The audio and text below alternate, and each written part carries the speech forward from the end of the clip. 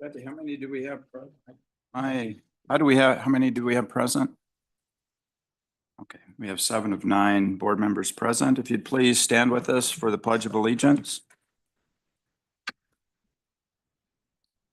I pledge allegiance to the flag of the United States of America and to the republic for which it stands, one nation, under God, indivisible, with liberty and justice for all. The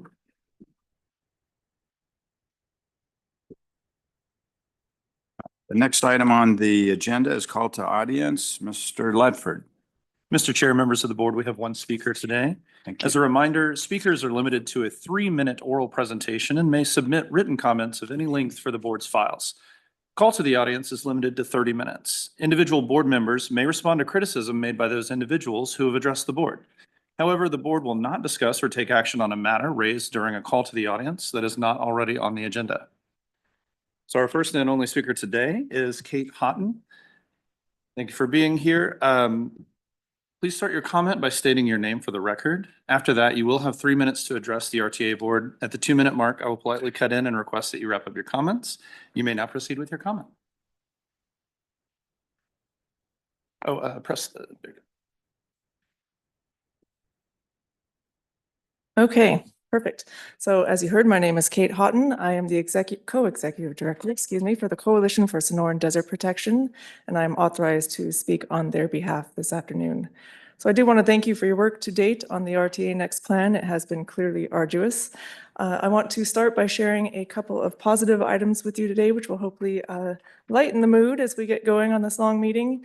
First, since your last board meeting, Arizona Game and Fish Department confirmed that a black bear did cross the Wildlife Bridge in Oro Valley in 2023. This is breaking news, very positive news, and now it's breaking news from 2023 in 2025. They're very delayed on reviewing their camera data, sadly. But fantastic news, and we know that there's more to come.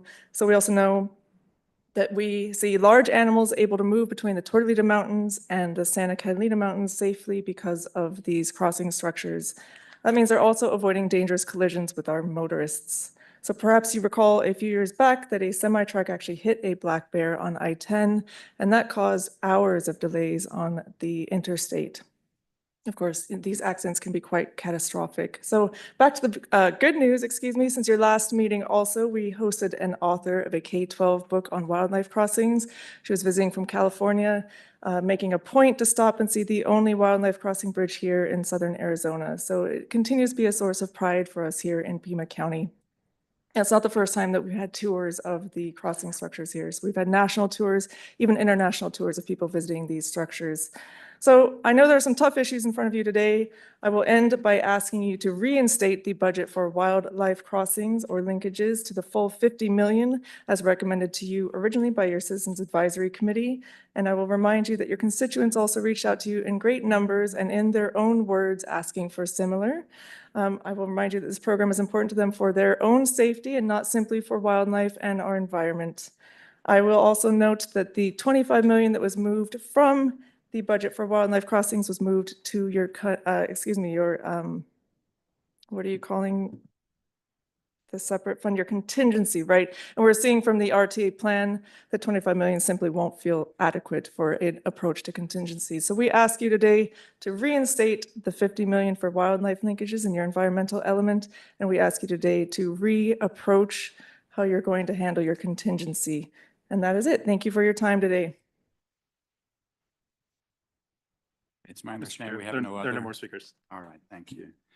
I'm realizing now what was my challenge here with the microphone. Our microphones in our chambers, you have to continually press them for them to operate. This is the on and off, so don't make my mistake. I was being challenged by that. We'll go to item number 3 of the agenda, which is cost to complete RTA projects, statutory mandates, and legal requirements.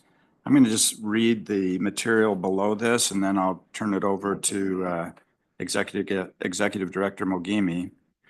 So it reads for this agenda item, through the development of the FY 25 through 29 Transportation Improvement Program, TIP, staff sought updated cost estimates and identified any local funds to cover construction costs increases from lead agencies on the remaining projects as recommended by the Auditor General. This effort was part of developing the statutorily required RTA project cost update. The updated TIP, as recommended by the Transportation Planning Committee and the Management Committee, incorporates the necessary adjustments for projects required by law to begin construction before July 1st, 2026. These estimates serve as the basis for updating the remaining project funding needs, including any required non-RTA funds, and reflect the latest coordination with the Auditor General in response to recommendations related to RTA plan implementation. The board may also take action to direct staff on any additional revenue recovery efforts, as well as provide additional policy considerations to ensure full compliance with the state regulations, as well as contractual terms and conditions for delivery of RTA projects. So, Mr. McGeemy.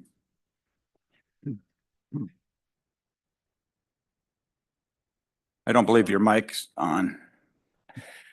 Thank you, Mr. Chair, members of the board. Thank you for reading that, Mr. Chair. That would have been my brief summary as well. But in addition to what you just mentioned, I want to give you an overview of what's in the packet as well. So in the packet, following a CART committee meeting, which is the Citizens Oversight Committee meeting, at their request, we provided a more detailed analysis of the status of each project, including the cost estimate and any local funds allocated to those projects. In addition to that, we provided the contractual provisions and obligations that obviously apply to the RTA projects with the memo that you had already seen as well. In addition to that, the follow-up memo that was submitted to us in September from the Auditor General's office, that's included in the packet as well for your reference. Throughout the process, we've been working with all the entities, and I want to thank everyone that's been helping, trying to prepare us for the response to the audit. There's multiple memos requesting for additional information, and we're continuing to work on those items to make sure that all the information that's requested by the audit is provided in time.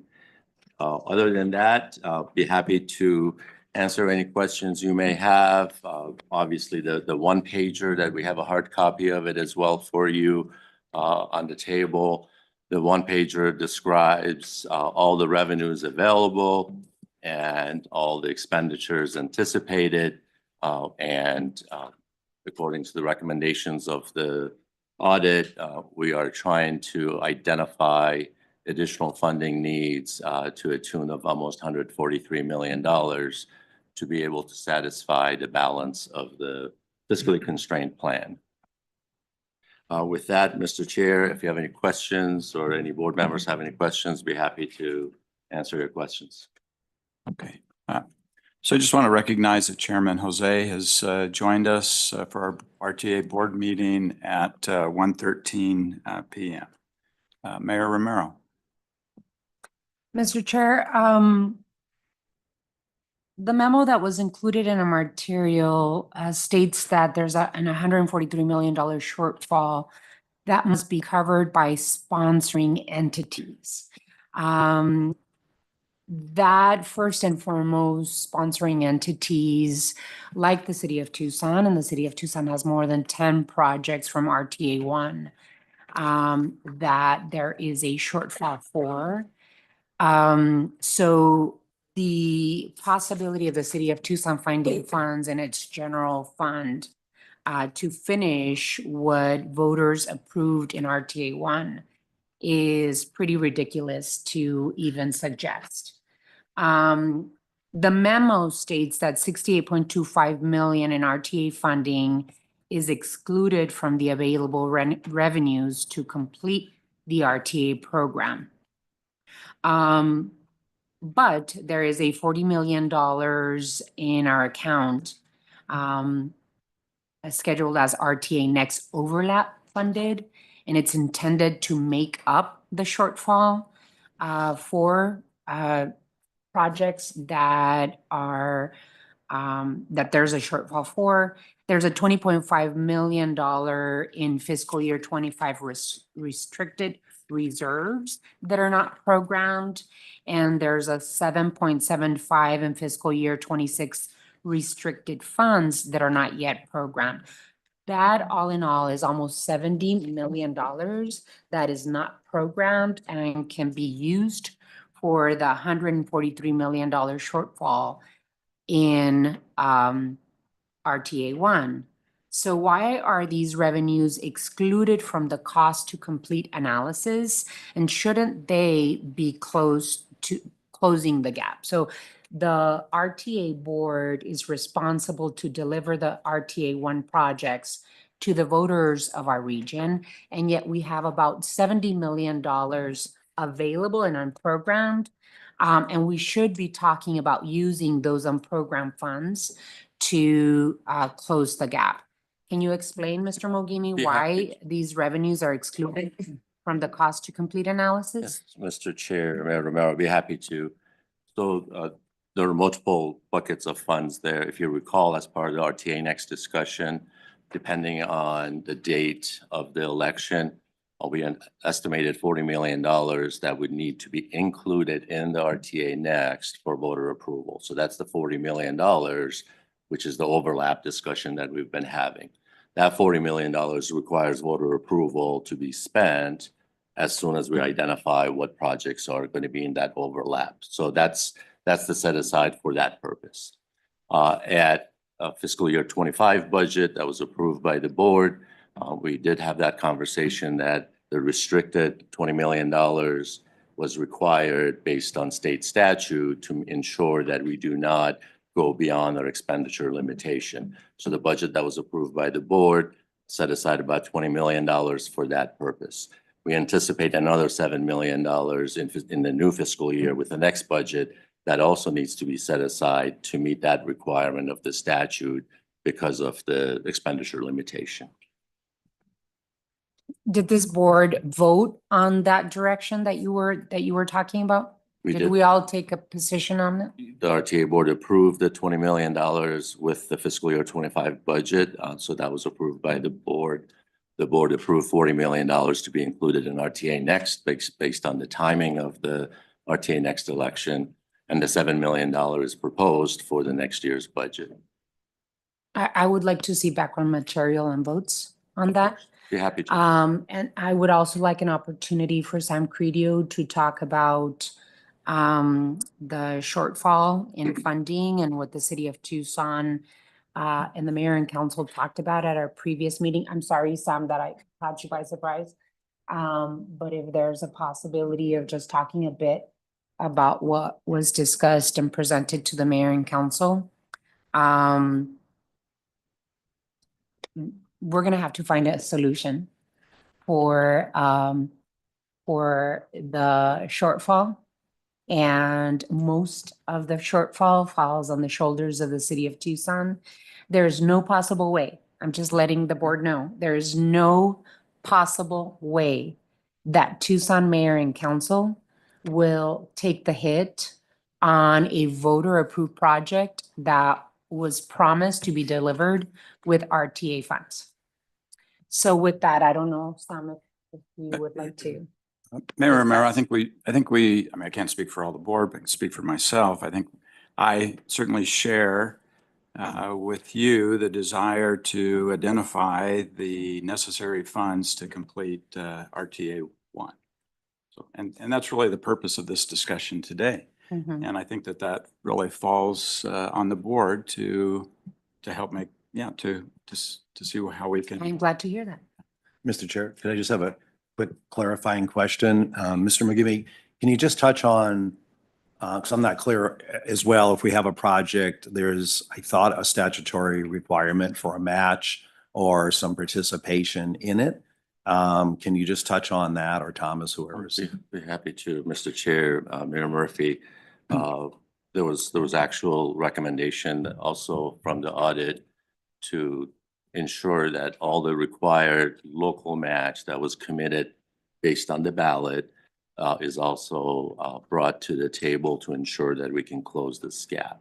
We're in that process. We've sent out a memo requesting for all entities to double check, triple check, and provide all their information from any local funds that are spent on the projects to demonstrate that those local fund match are being met.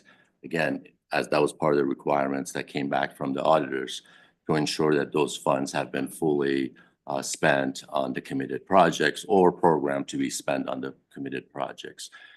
We've heard from a couple entities already, which is great. It's really helpful. We're hoping by the end of the week, we'll hear from everybody else so we can check that against what was on the ballot and what was in the administrative code for local match requirements. And was that, I'm sorry, Mr. Chair, and was that by when it was on the ballot, was that by a percentage or was there, what were the guidelines on the requirement for that local match? Sure, Mr. Chair, Mayor Murphy. So it was individual entities, committed funds, various funds, impact fees, or local funds. So that was all broken down. It's an administrative code. And then on the ballot, it says X amount total from each entity that is non-RTA funds. So the total shown on the ballot, but the administrative code has the breakdown. That breakdown is in your packet as well by entity, by project. Thanks. Mayor Romero, how much time do you anticipate Sam needing?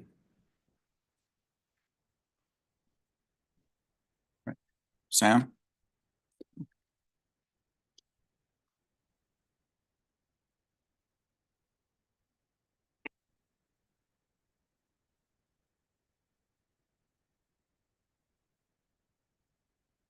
Thank you, Mr. Chair and Mayor Romero. I will be quite brief with our comments. The full extent of our comments can be captured with the discussion we had with our mayor and council. I believe it was 2 weeks ago. In summary, our staff took a look at the remaining City of Tucson RTA projects that need to be delivered, especially those with large shortfalls. Particularly Grant Road phases 5 and 6, which is from Park to Palo Verde, was the one that stood out. And I think that one likely has the most potential for cost savings. For that project, we looked at 2 options for adjusting the scope to bring the cost within something that is more doable.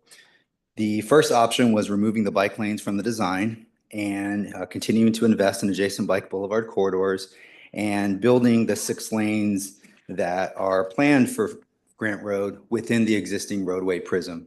And essentially what that allows us to do is limit the amount of full acquisitions, which is a bulk of the cost on Grant 5 and 6.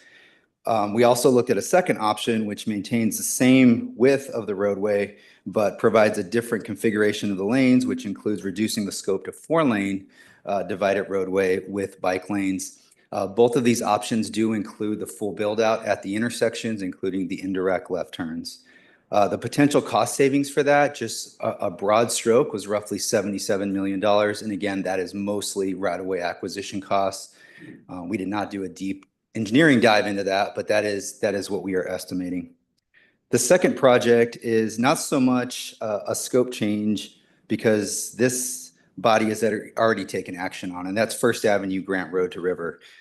We've identified that reducing that project from 6 to 4 lanes would generate substantial cost savings. We're now within the design concept report process, and our most up-to-date cost estimate at the concept level, it has us saving a potentially $50 to $57 million on that project. So while that was nothing new that we came up with, we've begun to refine the design a little bit more and have found that we can miss some major right-of-way acquisitions and are also seeing the cost savings that we thought we would see by making that scope change. The other that I know has been discussed at this table before is Grant Road crossing at Union Pacific Railroad. This project originally in the ballot included reconstructing the underpass at Grant Road and the railroad.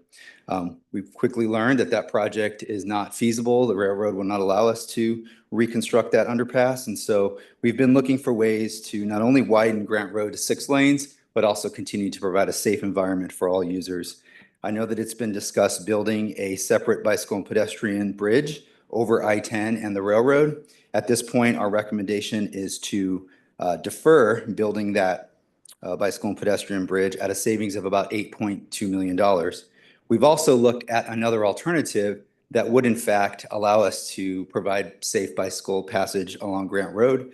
And that is to have an unbalanced flow with 3 lanes westbound, 2 lanes eastbound, and a 2-lane cycle track on the south side of the road. Again, that is just a concept idea that sort of is the best of both worlds. And then we got down to some smaller dollar amounts. Silver Bell Road, Grant Road to Ina Road, Stage 2 from Goray to El Camino del Cerro. We looked at potentially removing the median travel lanes, maintaining the wide roadway prism for possible future widening to the inside. That has a roughly $2 million cost savings. That project should be noted, is at 100% design. Also, Grant Road is at 60% design, Grant Road UPRR, excuse me, and then Grant Road 5 and 6 is at 90% design. And then this is the project that kicked off most recently, is 22nd Street East, Camino Seco to Houghton Road. And we've looked at reducing the lanes east of Old Spanish Trail. However, after having some conversation with our mayor and council, that proposal was not desirable, so we took that one off the table. In total, it's about $145 million in cost savings when you total up all of those dollar amounts that I just mentioned. Thank you. Sam, I missed, what was the total amount? It's roughly $145 million, sir. In savings. In savings. That's correct, Mayor. The reason that I brought up the discussion that Mayor and Council, the City of Tucson Mayor and Council just recently had was because we too want to find a solution, Mayor, to what was promised to the voters in 2006. And so the City of Tucson is looking for ways of saving money, but it will definitely take a scope change. And so we've got to be able, the RTA board has to come up with solutions. I know I received a letter from Mayor Murphy regarding finding the solutions for RTA 1 and really not having any further conversations or RTA next until we find a solution for the first RTA. We're providing possible solutions, but it will take some scope changes. And so I would like to suggest that the RTA board give direction for the technical management committee to regroup and take a look at the possibility of scope changes and how we pay for the remaining items in order to substantially comply with the RTA 1 and be able to look at the voters in the face and say, hey, we've tried everything we possibly can to be able to deliver the projects. And so that's what I would like to suggest if any other want to jump in on finding how best to solve these issues. Could I just Mayor Murphy. add one comment? Excuse me. Because, a lot of what I heard from Sam, I think were really good suggestions. My only hesitation is the one I heard about, like my hesitation on First Avenue, is if we promise the voters 6 lanes, and this would be part of a policy discussion moving forward on where's the flexibility when you're in the 16th, 17th, 18th year of your plan on reducing what we had already committed to the voters and what they voted on. Because again, back to my old school board days, what you promise the voters, you have to deliver.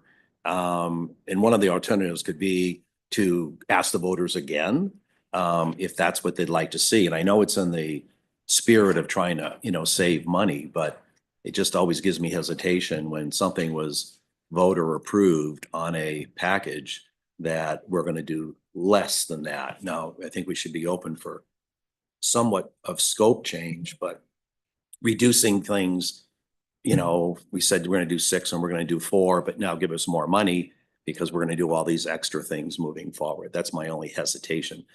Moving it back to TPC, I don't have any hesitation on that, but I'd want, if there's any discussions on that, the statutory legalities or lack thereof on how far we can go, not only from a legal perspective, but from a sort of moral perspective on how we ask the voters to approve another package moving forwards. So Mayor Murphy, just for clarification, when you say how far we can go with Scope scope change, scope yes, change right. from what was what was approved by the voters. by the voters, correct. And Sam, we appreciate your presentation, and if needed, we'll call you back. But thank you so much, and we appreciate the hard work that represented by you, and your staff, and by council, Tucson Council. Mr. Mogimi, can you speak to that, or Mr. Benavides or Thomas, as far as Benavides, as far as the statutory requirements, or where's that sweet spot in terms of scope change? Mr. Chairman, members of the board, you have to keep in mind. I'm sorry, thank you. Mr. Chairman, members of the board, you have to understand that this is the only RTA, and there are no legal opinions about this type of thing. So you're left to look at the statutes and interpret them. We know that we're obligated to follow the ballot language, and when we did the election, we had to produce a publicity pamphlet that had specific details about each project. So every time you deviate from that, you have to be concerned about it. The statutes give you this kind of I've been using this kind of a rule of thumb, a 10% kind of, rule that scope changes or costs, above or beyond, then those are going to probably cause a substantial change and require voter input. So I know that we've made some changes before to projects, and we've kind of used a functionality test that the board has looked at to determine, whether or not this is still fair to the voters. This is still what was contemplated by the project, and does the project still function like it's supposed to? And that seems like a rational way of dealing with it. But I can't, for me to give you a super hard answer, I don't think I can. Mr. Maxwell. Thank you, Mr. Chair. Got a couple questions, but first comments to that point. This board is a collective, and obviously not a lot of us weren't here on when some of the other previous changes were made. But I think what Mr. Benavides said at the end is something that we need to consider. It's what's the purpose and what was the intent of the action? If we're thinking the plans we're laying down now, 20 years from now, life's going to be different 20 years from now. So I think it's important that changes that have been made in the past, and there have been changes made by this board that significantly changed some of them. Look no further than Broadway, went from 8 to 6.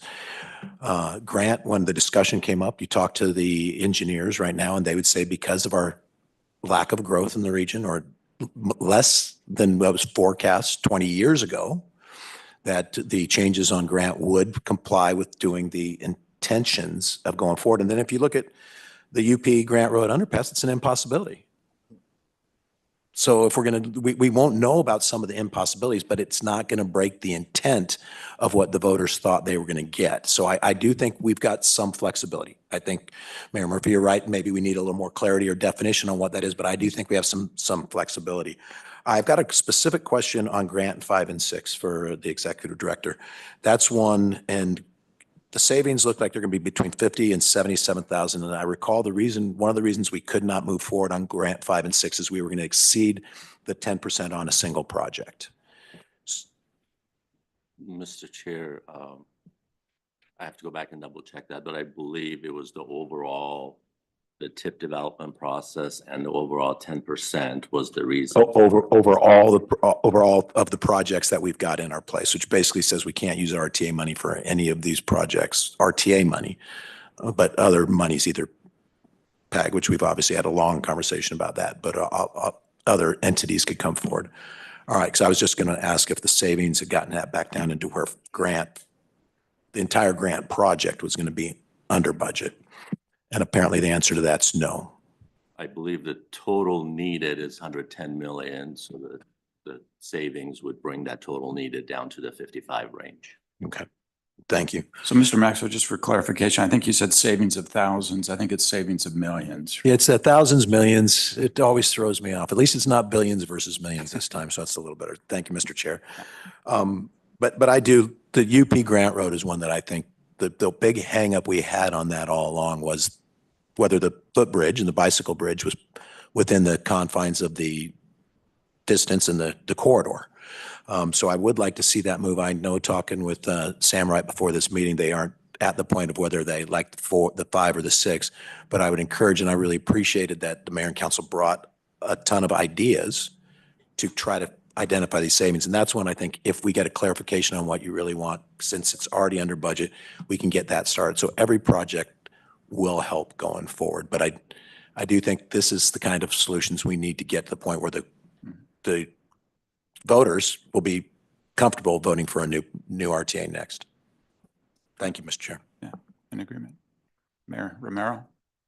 Mr. Chair, I believe we will not be able to solve technical issues here on how we fix either by changing scope or, getting to how the RTA one will pay for the projects.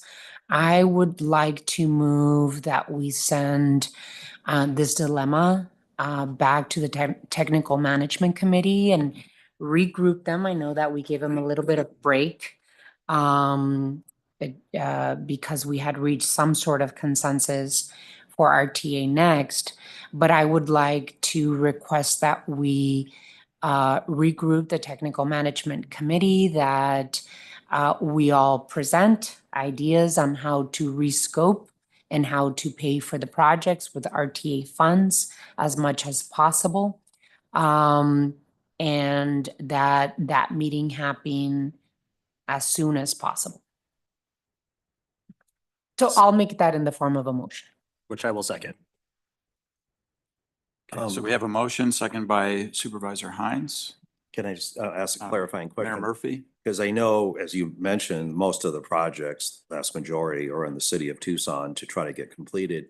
As part of that discussion, will there be a discussion on how all of them to make our statutory requirements to get them all moving and going? Because, right now it's the municipality that typically manages the project. But as we go to close out, trying to, again, stay in the statutory requirements of getting them all started as a minimum. Do you anticipate that be part of the conversation as well? I think that the Technical Management Committee should talk about everything. But mostly they should talk about the projects that are still left pending and be able to help get to a place where ideally all the projects we find solutions for. We had the Technical Management Committee previously recommend to this board that we put 4 projects of the RTA, the first RTA to the RTA next. So they should be able to talk about how best to find solutions for this funding gap for all of the projects that were not done in RTA 1. Mr. Maxwell, and then Supervisor Hines. Thank you, Mr. Chair. And I think it's important to bring the experts. They are have way more expertise in road constructions and other issues than we do. But I think it's important to bring them together. And the reason I like the idea that's the TMC, because then you get input from all the different municipalities and all the folks that make up that organization to also do an assessment that the changes being proposed are within what the intent of the original plan was, because they got the knowledge when they look at what the original plan was and see if it can still accomplish. So I think that's a pretty critical input we need to our decision making.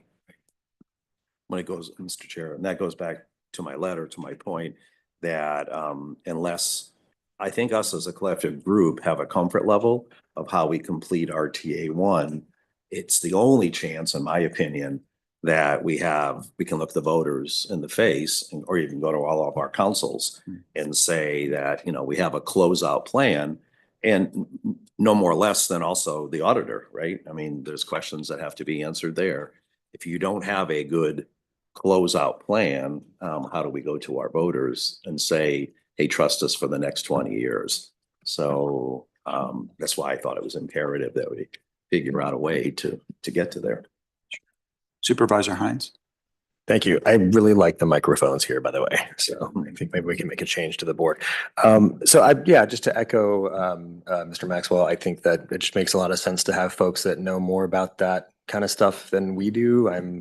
We all have other jobs, and I think it's just a much better allocation of our resources here to have the technical experts and the TMC come back to us with a plan, or maybe A, B, C, several different kind of options, ways to approach this. And it saves all of us here a lot of time. We're oversight. We're not supposed to be getting out our calculators and going line by line, figuring out 10,000 here and 1 million there. That it would drive all of us crazy. I don't know that we would be successful. No offense to anyone. I know I don't think I would be. So that's why I seconded the motion. So do I understand it by the motion, Mayor Romero, when you say the Technical Management Committee should look at everything? So as I understand it, there's 15 incomplete projects. 4 of those 15 are attached to RTA Next to complete. Sam just outlined, I don't know, 4 or 5, 6 of those incomplete projects. Are you, in your motion, are you asking the TMC to look at all 11 projects? Are you asking the TMC to look at the projects that the city of Tucson has identified and that you've already begun some value engineering? What exactly is in your motion? That's a fair question. If you want to open up that can, we can, in terms of including the 4 projects that this board also voted to include in the RTA Next. I think that this RTA board has already said we're going to push it, forward. But I think this will create an impasse if we don't find a solution for the items that are not funded, and mostly City of Tucson projects. And I don't believe, I might be surprised, but I don't believe Tucson voters will feel comfortable pushing any RTA Next if we don't have an answer in terms of how the RTA will deliver 2006 projects. And so we have started, our team at Transportation and Mobility has started to put together some ideas. Those ideas do include scope changes. And so when Mr. Mogimi says that there cannot be any scope changes unless it's sent to the voters, that's a bit hypocritical in my book. Because this board has already changed the scope of Broadway from Euclid to Country Club, and it's already changed and voted on the scope of First Avenue for Grand to River Road. So as Mr. Benavides says, it has to meet the intent of what the voters wanted to see.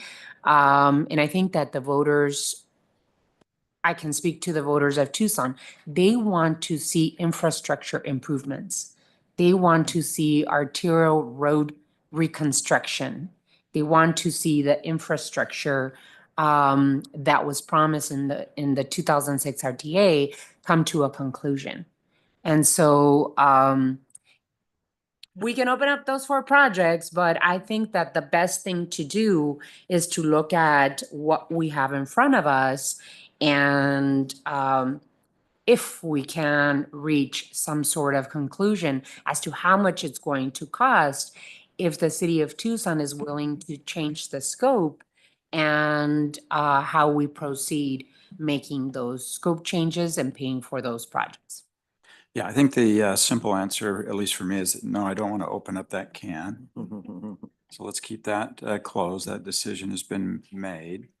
But just to be clear then, we're talking then about the 11 projects. And again, Sam outlined, and I didn't capture what all those projects, 5. So of those 5s, I think it would be helpful in terms of taking those to the Technical Management Committee is to, outline those valued engineered suggestions that Sam put forward. to submit those to the TMC and any other of those remaining 6 projects. Some of, I think the majority are the city of Tucson. I see, Mayor. So let me just, you also mentioned, Mayor Romero, that, you know, the sensitivity to taxpayers and that we fulfill what they voted on in 2006. What were you envisioning in terms of once the Technical Management Committee has reviewed that and come back with a recommendation to this board, how do you see the public being involved with that, or yeah, how do we address the I don't want to make any taxpayers? assumptions. I don't want to make any assumptions with what the Technical Management Committee is going to recommend. They might come back and say, you know, this would be too much. We don't have enough money. We're gonna have to tell the voters to go back to an RTA next and try and fund all the projects that were left over. I mean, that might be their recommendation. I think that they need to, the Technical Management Committee needs to be truthful and honest about what the leftover projects are going to cost. And if the Technical Management Committee wants to make scope changes, then they need to make those recommendations to us. I don't want to assume what they're going to say. I don't want to be a step ahead. I want to be able to give them, you know, them as engineers and city managers and technical experts should be able to have full discretion as to how we get there. So I don't want to make any assumptions in terms of what they're going to recommend or what we need to do after their exercise is done. Mayor Valenzuela? Thank you, Chair Whitfield. I just wanted to throw South Tucson in the mix. So the TMC can answer some clarifying questions on some projects that technically belong to Tucson, like the 22nd Street project in the Keno Parkway. So I want to get a report on why South Tucson is asked to be financially responsible for this project. And also, I guess what South Tucson is legally owed from the RTA funds. So if we can get a report from the TMC committee on those things, I just want some clarification. Mr. Mogimi, can you speak to that? Yes, Mr. Chair, Mayor, I'd be happy to address that. So 22nd Street between I-10 and Keno, that's one of the 4 projects that were deferred by the board to RTA Next. So there's no commitment from South Tucson for that. That is being asked to be included in RTA Next for voter approval. There's no South Tucson contribution to that project. Till now, or there's never been any contribution from South Tucson for this project planning or any of Not that? to my knowledge, no. Okay. And just a clarification on what RT or South Tucson is owed legally for RTA funds. Mr. Chair, Mayor, of course, we can have that conversation as well. And I believe I did provide some details to the city manager. I'll be happy to share that with the TMC as well. So the total off the top of my head was roughly about $25 million. And we have the breakdown for each entity. So we'll share that with the TMC as well. Yes, please, because I have a whole different number that's like 14 million. So I would appreciate that. Thank you. So board, there's a motion on the table made by Mayor Romero, seconded by Supervisor Hines for the 11 incomplete projects, specifically 5 identified or being discussed by the city of Tucson, but 11 possibly to go to the Technical Management Committee for their review of these value engineered recommendations of at least an estimated currently $145 million. Mr. Mogimi, how long would that, what do you envision the time required to? Mr. Chair, I'd be happy to obviously schedule the meeting. The anticipated date for the TMC meeting is typically the first Wednesday of each month. So that'll be first Wednesday in May. Between now and then, we really need to get any proposals, any details, so we can include all that in the packet. Ideally, TMC members will have enough time to review that before the meeting. As far as how much time it might take the TMC to discuss and come back with a recommendation, I wouldn't know that until after the first meeting. Supervisor Hines and then Mayor Murphy. Thank you. And this might be seen as a friendly amendment, or I don't know if this can be done by just discussion and staff direction. I'm kind of new to this, but so possibly a friendly amendment. Just I was going to suggest we put a timeline on this, like 60 days or something, so we'll have kind of clarity about what, if that's possible. And the second thing is, if you don't have the best information, then it doesn't matter who we have work on it. We're not going to get a great result. So make sure that we direct staff to provide absolutely every last little detail. I mean, screen captures of the bank account. I mean, funds, what is our fund balance? What are our anticipated revenues? Which things are encumbered, not encumbered, sort of all of those things. Like all of that data must go to the TMC and any of the other technical folks that are going to be looking at this. Otherwise, they won't be able to do what we're asking. So. Mayor? I agree that we have to put a timeline to get this done. And I would also, I asked that as part of my motion that the technical management committee meet as soon as possible, not when it is scheduled. Maybe they can get together sooner. So I would suggest that the executive director and our attorney help us put that, or the staff, whomever needs to make sure that the meeting is put together, that they work on it immediately and try and get a quorum of the TMC put together. I don't know, Supervisor Hines, if you wanted to attach that they come back to the RTA board within 60 days. Yeah, that Is would that be the fine. amendment? If people are all agreeable to that, I think that's a reasonable timeline. Yes. I would accept the amendment. I think I'll just say that I think the challenge with that, I mean, if you take 60 days from today, Supervisor Hine, Mayor Romero, that won't get, and I appreciate that the technical management committee, they may be able to meet, but I don't work with the committees. I don't know who comprises the committee. I think I want to respect the fact that that they meet on some type of regular schedule. Let's just say we stayed with their schedule, because right now, if it's going to happen almost within a week, their next meeting. When is their next meeting? Yeah, Mr. Chair, ideally, as soon as we have the materials, we can post it. So that'll roughly May 9th is the May date. 9th, okay. I don't anticipate we'll have all the information we need for another week. So it'll be roughly around the same time regardless. And I think I can appreciate the fact that that will be the first time the committee looks at that material. So anticipating that they'll need to, at the minimum, look at it for another meeting. And again, I'm just thinking about their schedule. And as we get into May and June, it can be challenging. I'm a little reluctant to say 60 days from now, because I don't think that's realistic personally. So I would ask that maybe 90 days. If you want to put a time limit on it, I would give it 90 days. I think is more reasonable than 60, Mr. Maxwell. And actually, Mayor Murphy had. Well, you can go first on your point, because I might have a comment on that as well. Mayor Murphy, I'm sure you will, so that's good. I tend to agree with, I understand the timeline. What I really want to do is just have this board emphasize that this is of the utmost urgency. We've already committed to meeting every month as we work towards hopefully an RTA next. So I think if we just let them know, as I checked, a lot of them work for many of you.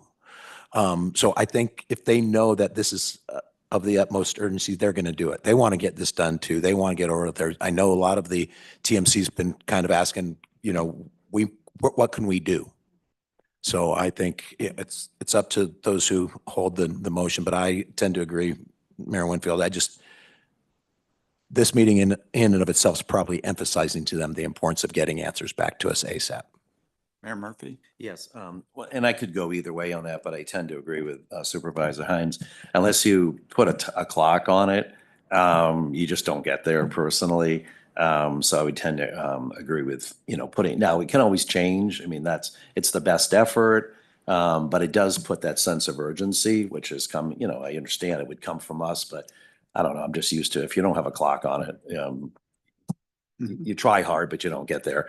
The other one was on his data. I also agree, as much information as you can possibly have. And part of that, and I know it's in our packet, I would want to include, where they're not, they're local matches, as a picture for all of the projects from the beginning, as well as we still have the remnant parcels, out there that I know people are working on, but that also could be part of the solution. So to Supervisor Hines' point, as much data across the board that we can bring to the solution, I would be in favor of. And that doesn't mean we can't do it. I mean, this city still may say, I don't have the money. We're not going to do a local match. But I think it's very important for us to understand, what has been done previously. And, again, the remnant parcels, I think we have to pull out everything we can to try to get there, including scope change where we're comfortable, or the legality or the intent or whatever that might be. Supervisor Hines.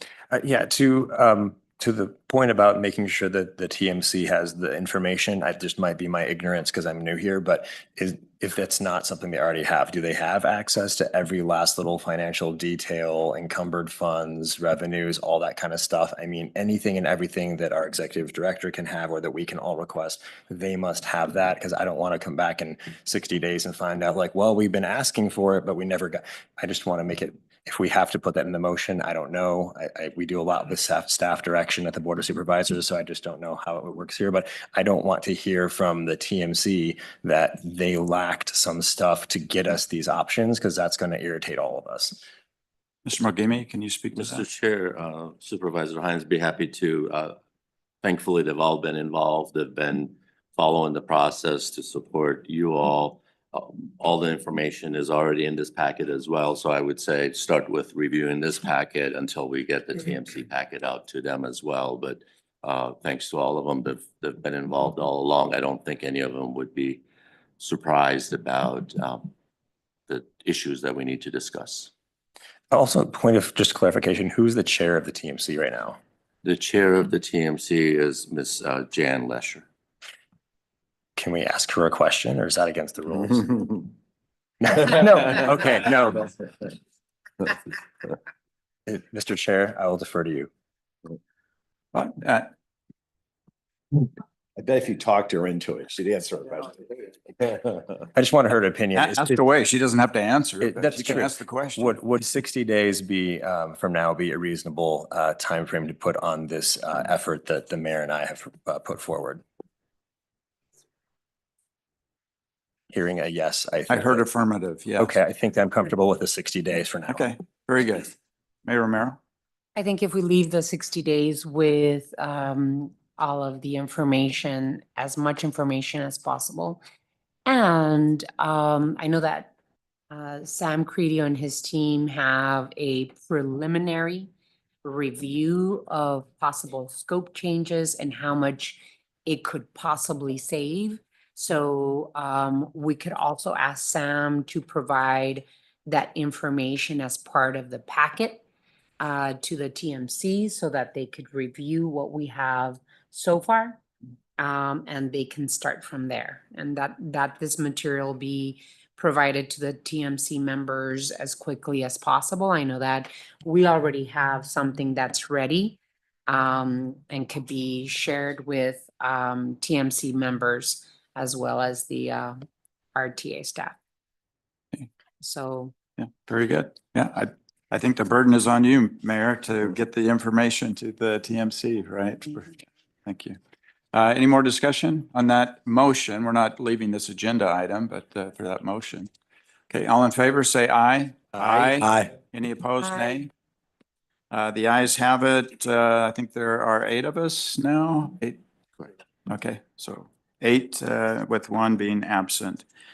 So in relation, Mayor Murphy mentioned about in our packet, there was material there that certainly relates to this idea of trying to close that gap. And that is in regards to unreturned parcel funds, if any, unfulfilled local commitments, if any. And then we've had this discussion about scope changes. But I'd like to see if fellow board members agree that that's information that's needed and may help to close the gap. Mayor Murphy or? Yeah, no, yes, I brought it up, one, because I think it would help close the gap, but also I think it also addresses some of the questions from the Auditor General on the type of information they're looking at for closeout. So I think it's, two-pronged in my opinion, and good for us to know. Any other discussion on those? So like Mayor Romero? Go ahead.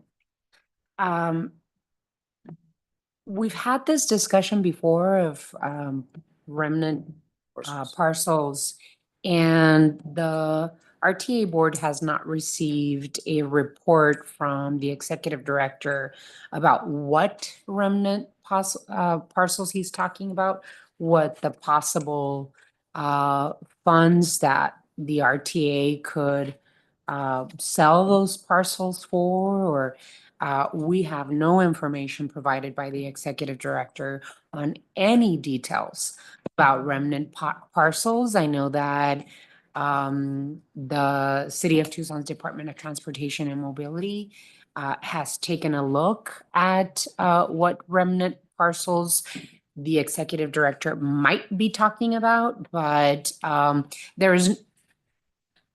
don't think we can find millions of dollars in them. I don't know, Sam, if you wanted to include anything on my comment with that, but without any information on what parcels and what the value of those parcels are, we don't know what he's talking about and who owns the parcels, what jurisdiction it is, how much they're valued for. I have no idea what this means and what value you're attaching to it.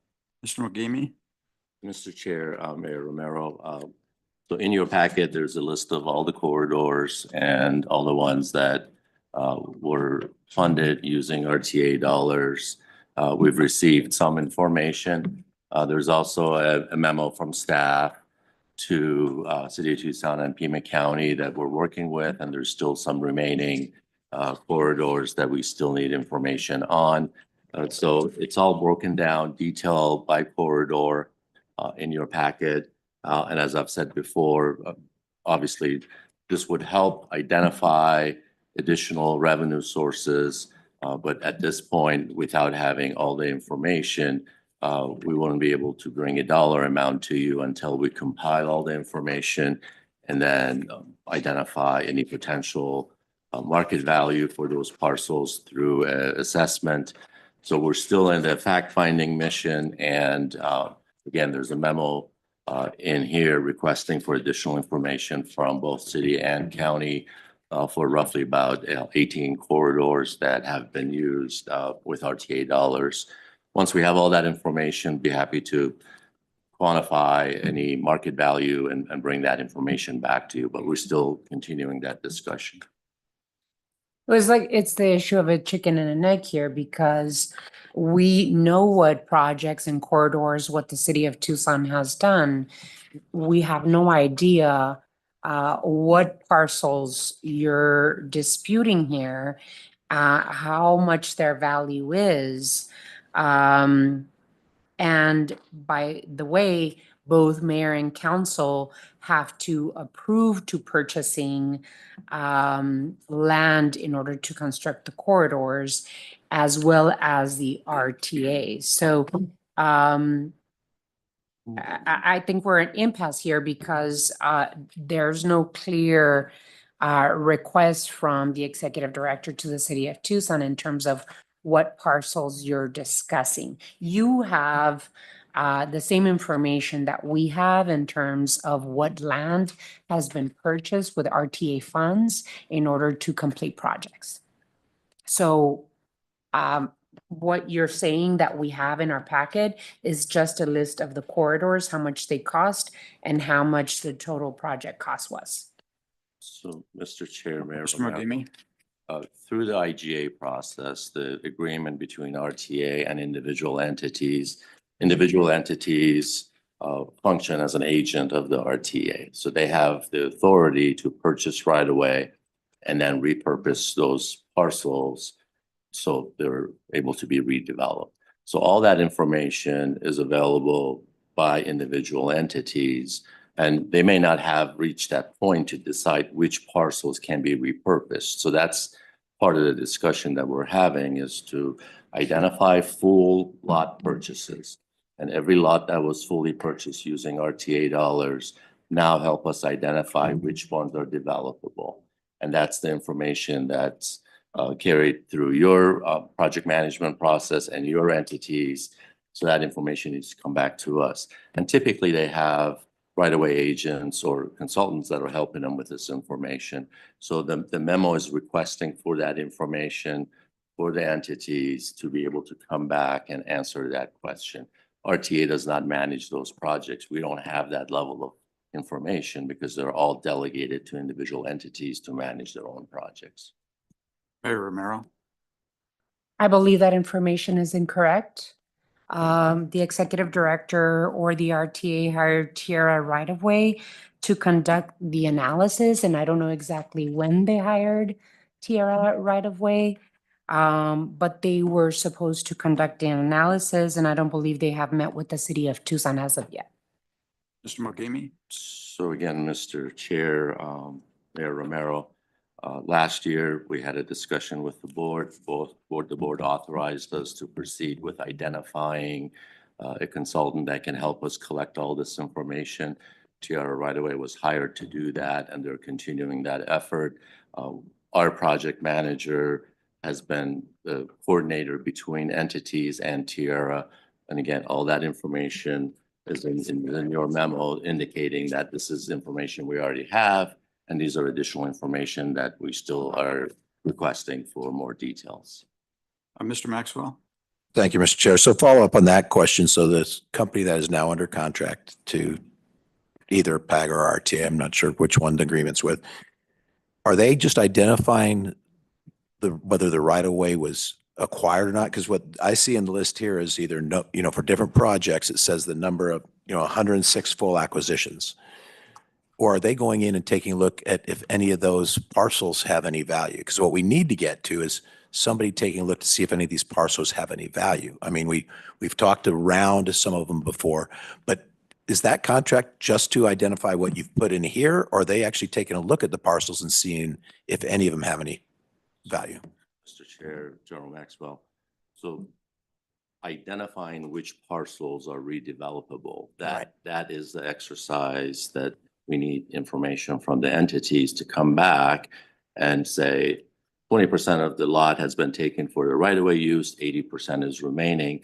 Once we have that information, then yes, our consultant can work and obtain a market value and come back and assess that market value. So as I understand it, that consultant, we didn't put them under contract to go figure out which parcels are available. That's what I'm hearing you saying. So that's why they can't, but once we know, then they'll give it the value. Exactly.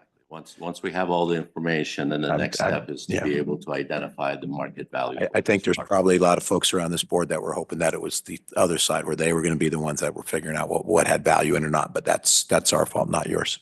But again, they still can do that once they have the information. Thank you. Thank you, Mr. Chair. Mayor Romero? How will Tierra right of way know how much parcels are left, what their value are, without calling the city of Tucson? How much are we paying Tierra right of way? Because then I would suggest that we're paying, even if it's $100, way too much for an analysis that they are supposed to be doing to get us to, we told it, I mean, was this, you brought this up, Mr. Mogimi, a year and a half ago too? And you still have no answer to what parcels they are? really, how much did we pay for Tierra right-of-way analysis? Because that is what they're supposed to be doing, talking to the different jurisdictions to try and figure out which are the parcels that we purchase with RTA funds. Where are they? Are they developable? Are they worth anything? That is the analysis that should have been done 2 years ago. And for this contractor to not even pick up the phone and call the city of Tucson to figure out on our jurisdiction side, I don't think it is our fault, Mr. Maxwell. I think it is the fault of the executive director and Tierra Right of Way for not getting us an answer. And Madam Mayor, that was not blame on the municipalities. I was trying to figure out why we don't have that answer now, which we have talked about for a long time. Mr. Mogimi? Mr. Chair, Mayor Romero, again, the IGA delegates individual entities, and there's a specific language regarding parcels in the administrative code. So that is delegated to individual entities to manage that and provide that information to us. And I think they're doing their best. They're doing what they can, but there's still remaining parcels that they need to identify and submit that information to us. When did we Mayor hire Romero? Tierra Right of Way, Mr. Chair? I don't have the exact date, but it was following our last board meeting, I believe in May. It could have been the April meeting last year that the board authorized me to proceed. So it's been a year and they haven't called the city of Tucson to figure out what parcels are out there? Mr. Chair? Councilman, or Mayor Murphy, excuse me. I think part of the clarification is that if Sahuarita, has 100 acres and we need 20 acres for the right of way, then 80 acres is encumbered and I guess they could have either sold it on, I could have sold it on our own. I think RTA would say that's their money from that. Or 80% is what Terra, what's the right away? Thank you. Tierra right away. We have a Terra Antigua real estate down in our is 80% is what then they evaluate and take the 80 acres and figure out what the value of it is. So I think it does fall under the municipalities to say what was used for right of way and what's been unencumbered and then, turn it back or it can be evaluated by Tierra. At least that's what I was hearing. Yeah, if I could, looking at the material, it seems to me that it is incumbent upon each of us to provide this information to the staff representative with RTA. They've made the request, the state auditors made the request, and it's really just a matter of municipalities responding to that request. And some of that information has been provided by all of the jurisdictions, I believe, but not all the information that's needed. Is that correct, Mr. That's Mogimi? correct, Mr. Chair. We've heard from everyone, and there's still remaining corridors that we identified. So the 2 memos that are in your packet are requesting for additional information on those remaining corridors from those 2 entities. Mayor Romero? Mr. Chair, I resent the executive director pretending as though the city of Tucson is not doing its job. Our Department of Transportation and Mobility already provided the requested information to both the RTA executive director and Tierra, or I don't know if the executive director provided the information we provided to Tierra, but we are still waiting for a meeting with Tierra. So we are doing our homework, we are doing our job, and I highly resent the executive director trying to make the city of Tucson seem as though we are not doing our job and we are not doing what is necessary to get this done.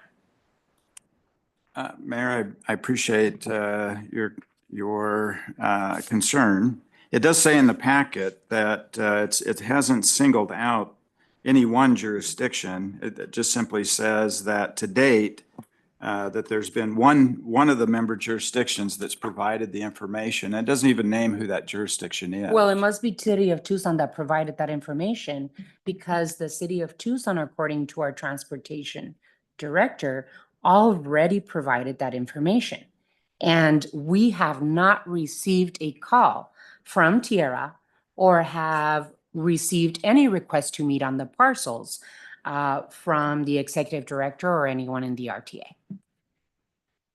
Yeah, well, I don't think that it is your jurisdiction, Mayor Romero, with due respect, because in the report it says that the RTA is in the process of requesting property acquisition information for 10 additional corridor projects from the city of Tucson. But nevertheless, this is information that is needed from each of the jurisdictions.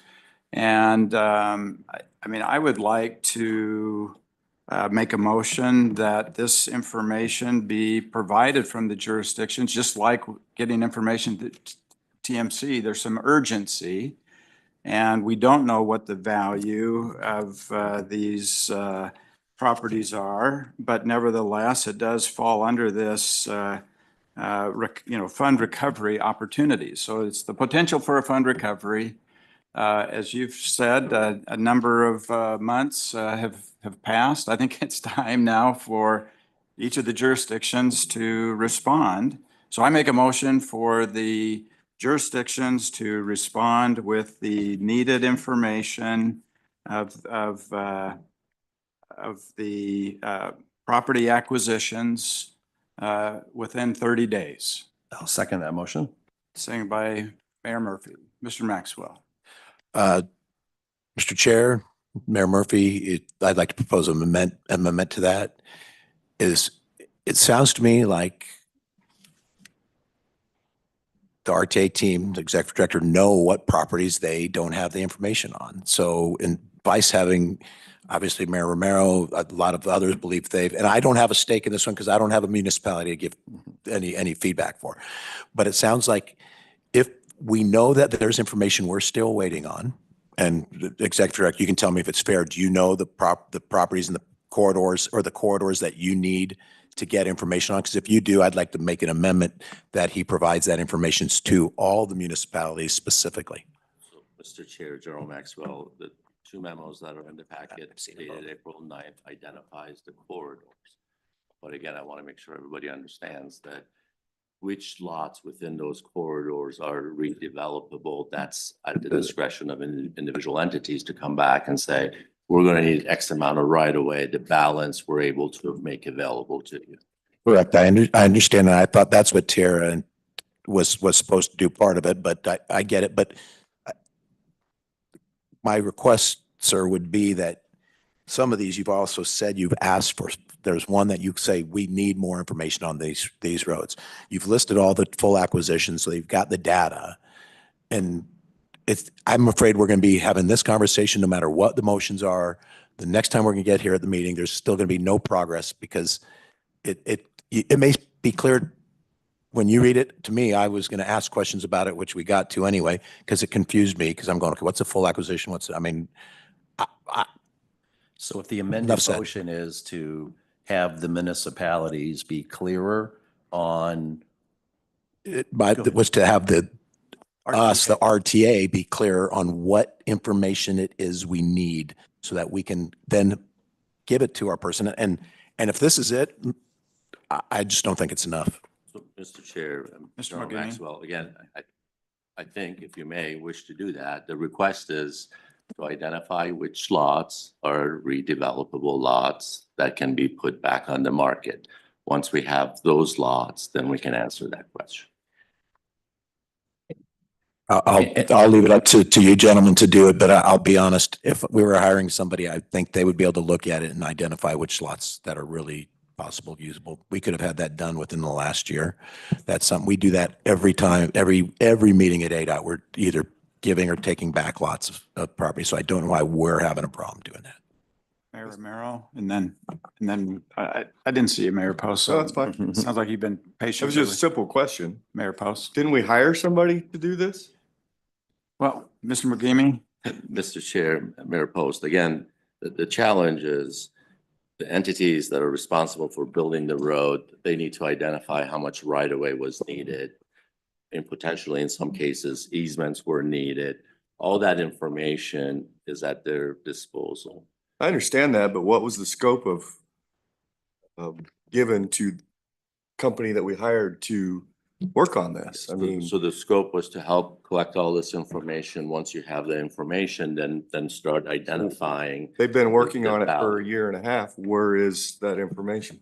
We have not received all. No, the but we information. hired somebody to do that. Correct. What have they done in a year and a half? They have collected all the information. This that is all they've done? Well, we have the tables are provided, the parcels are. That's all invited. they've done. They have all that information. They just need to complete the data. They have incomplete information is what I understand. Well, I mean, I would think that they would go and knock on the entity's doors until they, worked on getting the information that they were hired to get. Mayor Romero? With all due respect, Mr. Chair, but this information, as much as the executive director wants to make it sound as though the city of Tucson has not submitted this information, real estate and Department of Transportation in the city of Tucson indicate that they have submitted this information and that Tierra has not called us. So I refuse to sit here and be insulted by someone that is trying to pretend that it is the fault of the city of Tucson, where in fact the city of Tucson has complied with the request. And we have not gotten a call by a contractor that we are paying to do this. And so I respect your motion and we could be ready to submit again the necessary information for Tierra and the RTA staff to do what they need to do to find out this ghost number of millions of dollars that we might find in parcels that are remnant from RTA projects. And by the way, both mayor and council have to approve any purchase of any property that needs to be used for roads with the consent of the RTA board and the RTA executive director. We have not purchased any land without their consent. And they know exactly the pieces of land that we have to purchase in order to do projects. So they have exactly the same information that the city of Tucson has in terms of parcels purchased. Mr. McGeemy? Mr. Chair, again, the IGA specifically identifies the lead entity as the authority to do that. None of those come back to your, to the board or to us for approval. You have delegated that approval through the IGA to individual entities. So they manage all of that. That's why we don't have all that information. Again, we have submitted the required information that was asked of us. I think that goes back to Mr. Chair, goes back to your motion. It sounds like there's an impasse on what the city thinks has been submitted and what the RTA staff thinks they have. So I still think it's a worthwhile motion to ask and see what's received. And if there's a difference of opinion still. Mr. Chair. Supervisor Hines? Thank you. I did confirm that I believe the county has submitted what's been requested, but if you need anything else, I can certainly make that happen. I am concerned though that we're spending a lot of minutes on what seems to be 1 or maybe 2% potentially of the shortfall that we're looking at. And I just want to call out all of our attention to this is, again, any solution sounds like 0.5% is great, but this isn't going to fix 1/3 of it. It's going to fix maybe 1% or 0.5% or 2%. So I'm not trying to super minimize that, but I just want to just put that in context. That's all. Yeah, I mean, I appreciate that, Supervisor Hines. The unknown is that we don't know, right? And we've been talking about this repeatedly. And so there's some frustration of not getting to the goal line on this. And it seems relatively easy to me, so I'm not sure what the challenge is here. But I'm admittedly a little frustrated when we get report after report. So I would just simply like for the jurisdictions to provide the information to, as has been requested, and then we can move on. Mayor Murphy, or Mayor Romero. Mr. Chair, we have no problem submitting any information again that we have submitted before. We're ready. Real estate has submitted it. Our DTM director has said we've submitted it. There's only the executive director that, is saying that we haven't. But I have no issue with your motion because we've already done so. So that's not a dispute from us. The frustration does not come from the item. The frustration comes from we've spent a year and a half paying a contract for Tierra right of way to do this work. And Tierra right of way has not put in one call to the city of Tucson to figure out what potentially, as Supervisor Hines said, might be 0.5% of trying to find a solution for the gap in funding. So I'd like to call your question and we should vote and move ahead. All in favor, say aye. Aye. Any opposed, nay. The ayes have it, 8-0. There is one other item on this that in terms of funding is unfulfilled local commitments, if any. And can you speak to that, Mr. Mogimi? Sure, Mr. Chair, I'll be happy to. I believe we touched on it briefly. So similar to the previous discussion, there was memos sent out requesting everyone to assist us in identifying any commitments that were identified as part of the ballot. And there was a breakdown of those funds within the administrative code. That's in your packet as well. So the request has been sent out and we're hoping that we can get back that information from all the entities as far as what the commitments were and have they been fully met. Any questions about that? Mr. Chair, Mayor Murphy? just to reiterate, I think that's part of the information that is going to be asked to be submitted to TMC for consideration for shortening the shortfall on that. So as long as that's the understanding, I'm good with it. Is that okay? Mr. Chair, Mayor Romero? I'm not sure exactly what this is about. Can you Mr. or the Mogimi? executive director? Yes, Mr. Chair, Mayor Romero, if you will, please look at your packet. There's a memo that went out to all entities requesting for that information in order to comply with the auditor's request. In that memo, there's What a, attachment is it? I believe it's the, I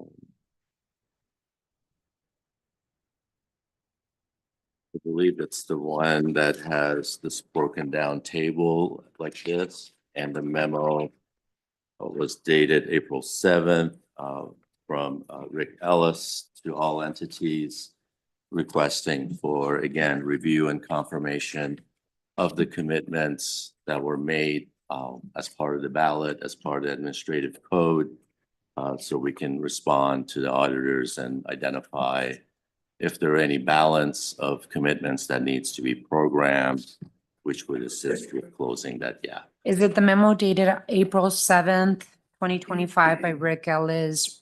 The subject is request for documentation and preparation for upcoming RTA audit? Yes, ma'am. Okay. And what exactly do you need? So the table that's attached to that memo identifies the commitments that were made for each project and from each entity and the source of the funding that was committed. That information was requested by the auditors to make sure that we can demonstrate that all those local funding commitments have been met for each project. Mr. Chair, can I just ask a clarifying question Mayor on that? Murphy? And is that per the statutory voter approved pamphlet and vote and all of Yes. such? Oh, he stepped out. Yes, so it's on the ballot, and also within the statute, it identifies any non-RTA funds that are committed towards the project is needed to accomplish those individual projects. Right. Did you have a question? Mayor Maxwell? Mayor, you've. All right, you've, excuse me, Mr. promoted him. Maxwell. Yeah. It did, yeah, you scared me a little there, Mayor. Sorry, Mr. Chair. I guess, so here, you've got the list attached to it, all 35, 31 projects plus 5 more. So are you telling me you've got no information from anybody on any of these, on whether it's been done? And if you have received some, but not others, it'd make it a lot easier to be really clear on what ones you're missing. That's just a bad technique, but you're telling me none of these have.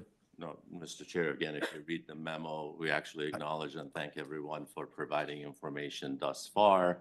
But as the auditors requested, they wanted another update, and they want to have obviously a comparison with what's committed and what's been spent.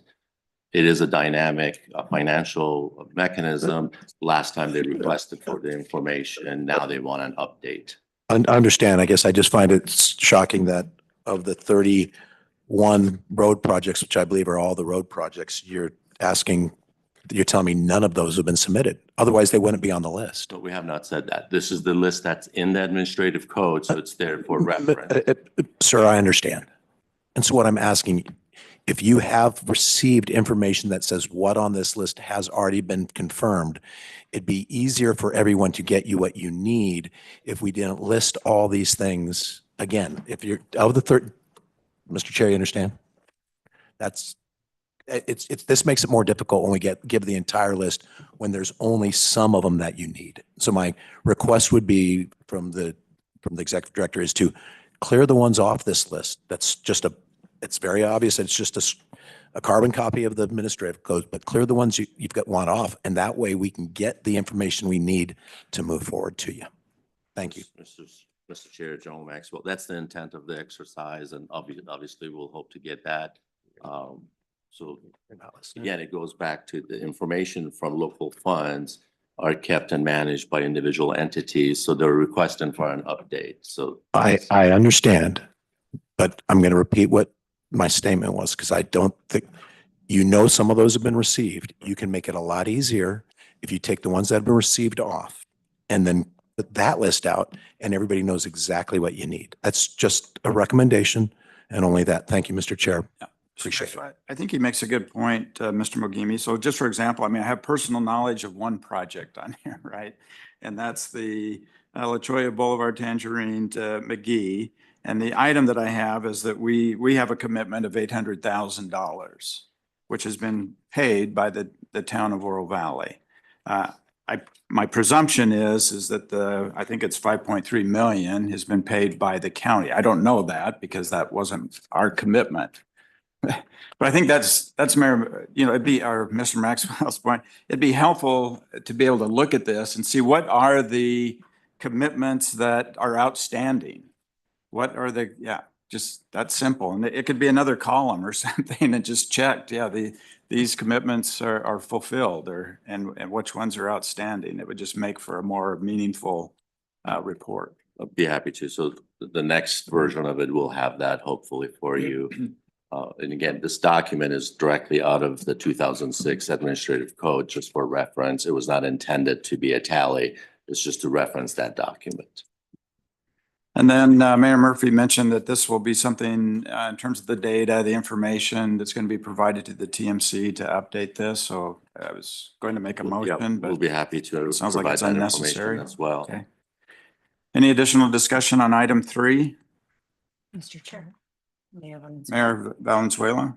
Thank you, Chair. Just a question. These are projects that are not going to be using RTA funds. So is that correct? Is that how I'm reading it? And South Tucson has no projects pending?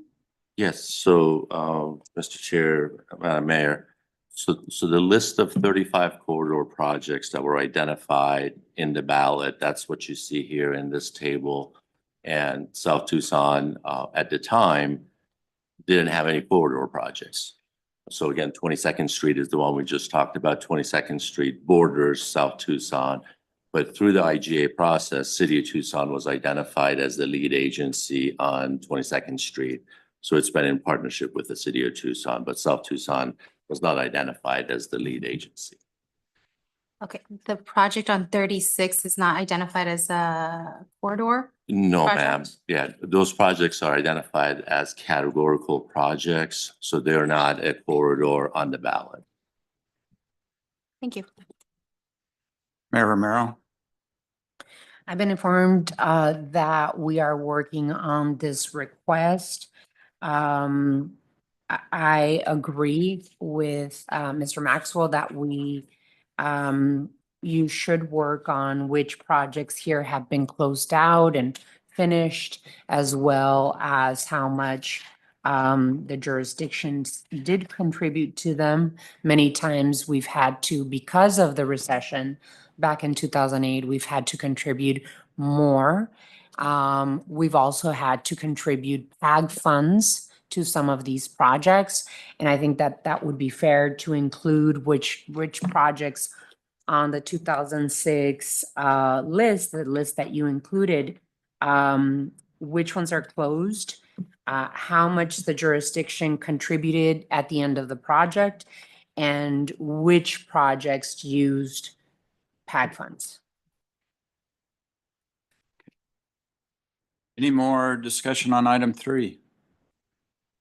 So before we close that, what I understand in terms of just actions that are going to be taken is that there's going to be projects submitted to TMC for their review, a minimum of 5, possibly 11, with all the associated data to help them to reach decisions about that. We also have given direction to the municipalities, really, to coordinate with the RTA staff, but to get them the parcel information that they're needing. And then the third item was not really a motion, but some direction to staff, and that is the commitment report. It would be helpful to show what commitments are outstanding, really. Okay. Thank you, Mr. Chair. Is that a correct summary? Okay, so we'll go to item 4, and I won't read this, Mr. McNeil, other than this is the RTA Next Plan Development Update. Thank you, Mr. Chair, members of the board. RTA Next Plan, as you recall, the draft document was approved by the board back in September. Since then, we've been using that draft document for review and comment from the public.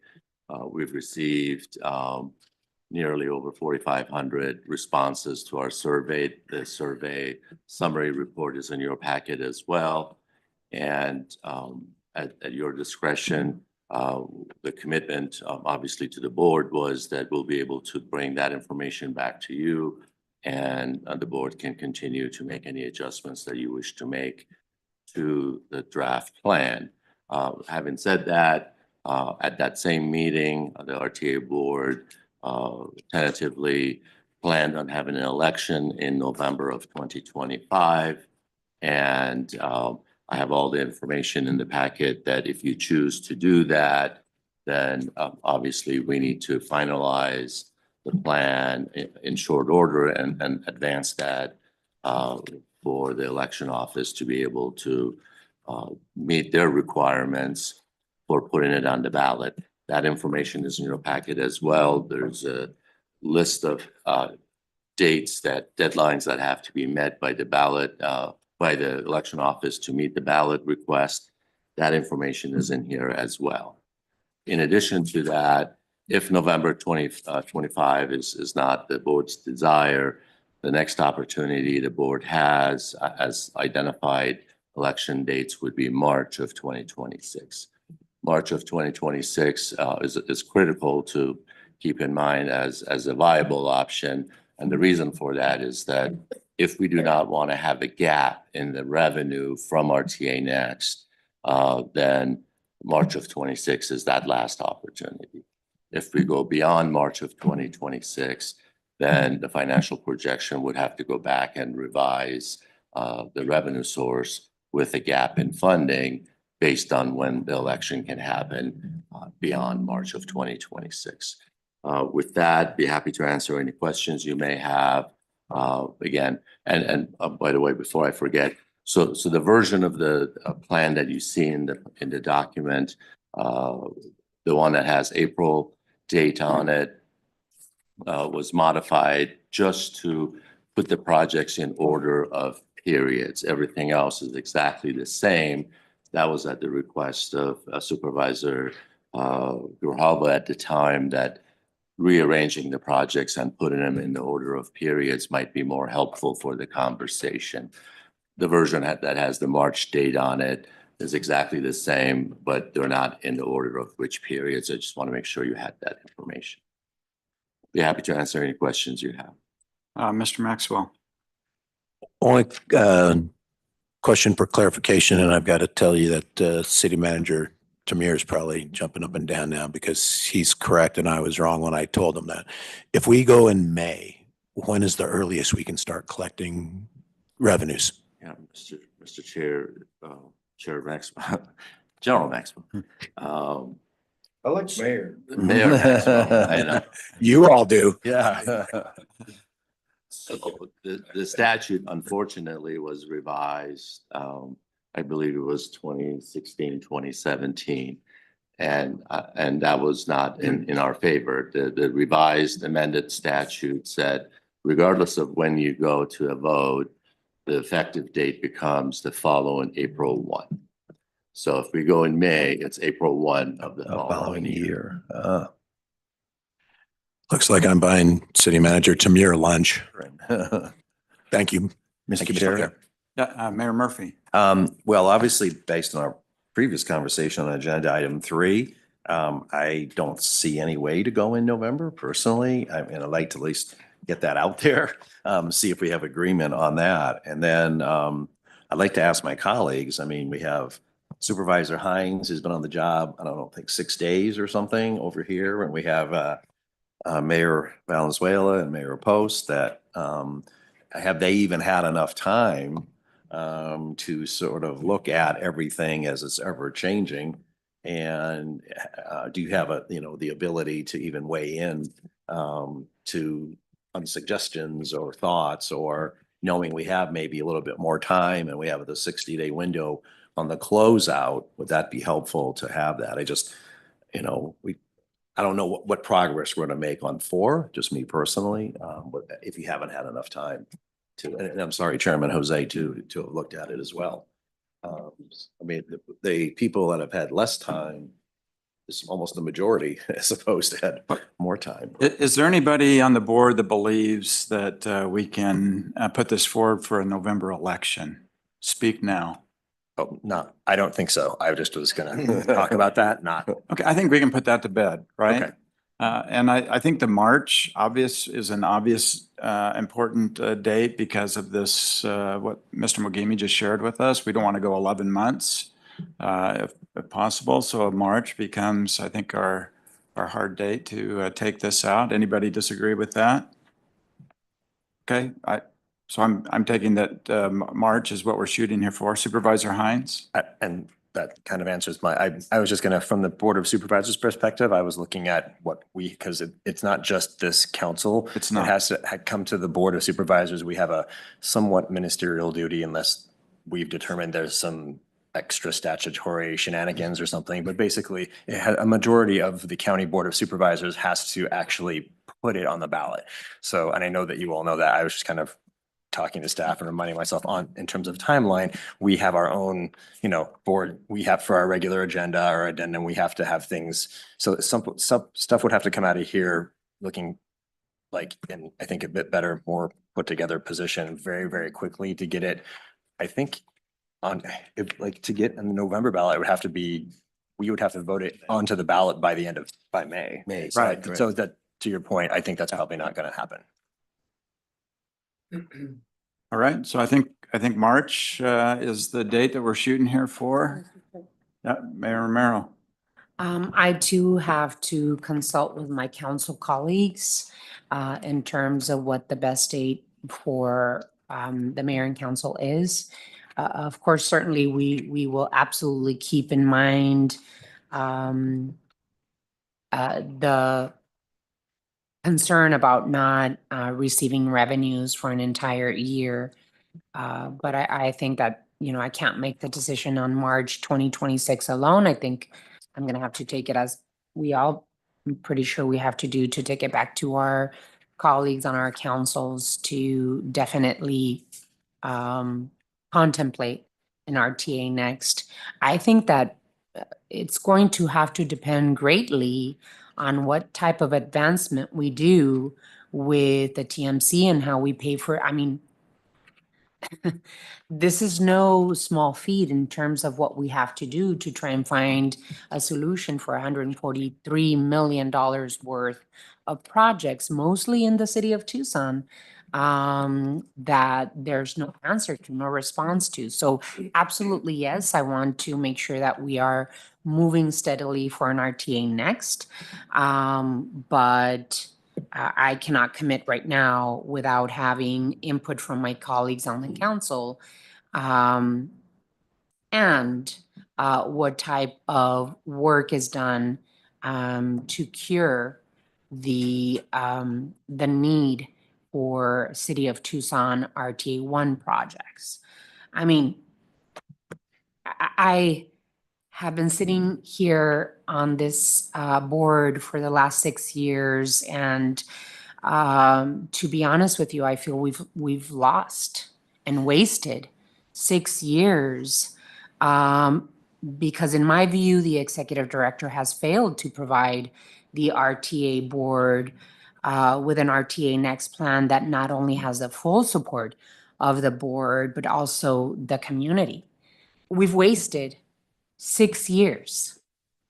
And I remember, Mr. Maxwell joining this board, how long ago, Ted?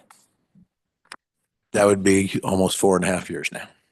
The first thing you said when you came onto this board was, we need to be at least 1 year ahead in terms of us going out to the voters so that we don't have to face the cliff, the funding cliff. That was 4.5 years ago. And here we are today, based on item number 3, still questions of remnant parcels, still questions of projects, mostly in the city of Tucson, that have a huge gaping $143 million hole, while the executive director has obfuscated and not provided a good faith effort to get all of us jurisdictions to a good place. I've sat here 6 years fighting for information, bending backwards to try and make the RTA Next a possibility for all of us. I'm not a fool. I understand how important infrastructure investment is for an entire region. But we have had an executive director that has put stops, no pun intended, and speed bumps, no pun intended, every step of the way. And I am tired of having an executive director that pits each one of us against each other. And you're not just affecting the city of Tucson with your hatred of us, Mr. Mogini. You are affecting every single jurisdiction on this table. You are affecting the possibility of bringing in millions of dollars for economic development and growth in our region. And I am tired of having to sit here, sometimes for 6-7 hours, trying to fight to arrive to a fair place. And I am very upset, outraged,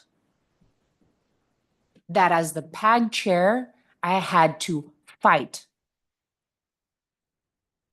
As a mayor of the largest jurisdiction in this region, that I had to fight to be able to step up to be the PAG chair. We have so much important work to do, both on the PAG and the RTA boards. And I am outraged that there was a loop found in us being able to have an executive session. Point of order. No, I mean, This we're, is, we're talking about the RTA next. we are We talking are, we about, are talking about the RTA next, and this should be able to be part of the conversation. I don't believe so, Mayor Romero. This is going to be a discussion in the PAG meeting, and this is not a discussion for the RTA meeting. The RTA board was involved. Mayor When Romero, the point of RTA order. Excuse me, but you're not the attorney. You are not the attorney, Chair, Mr. I Chair. am the chair. And I absolutely I understand can rule on a that. point of order at any time, and I am ruling that this is out of order.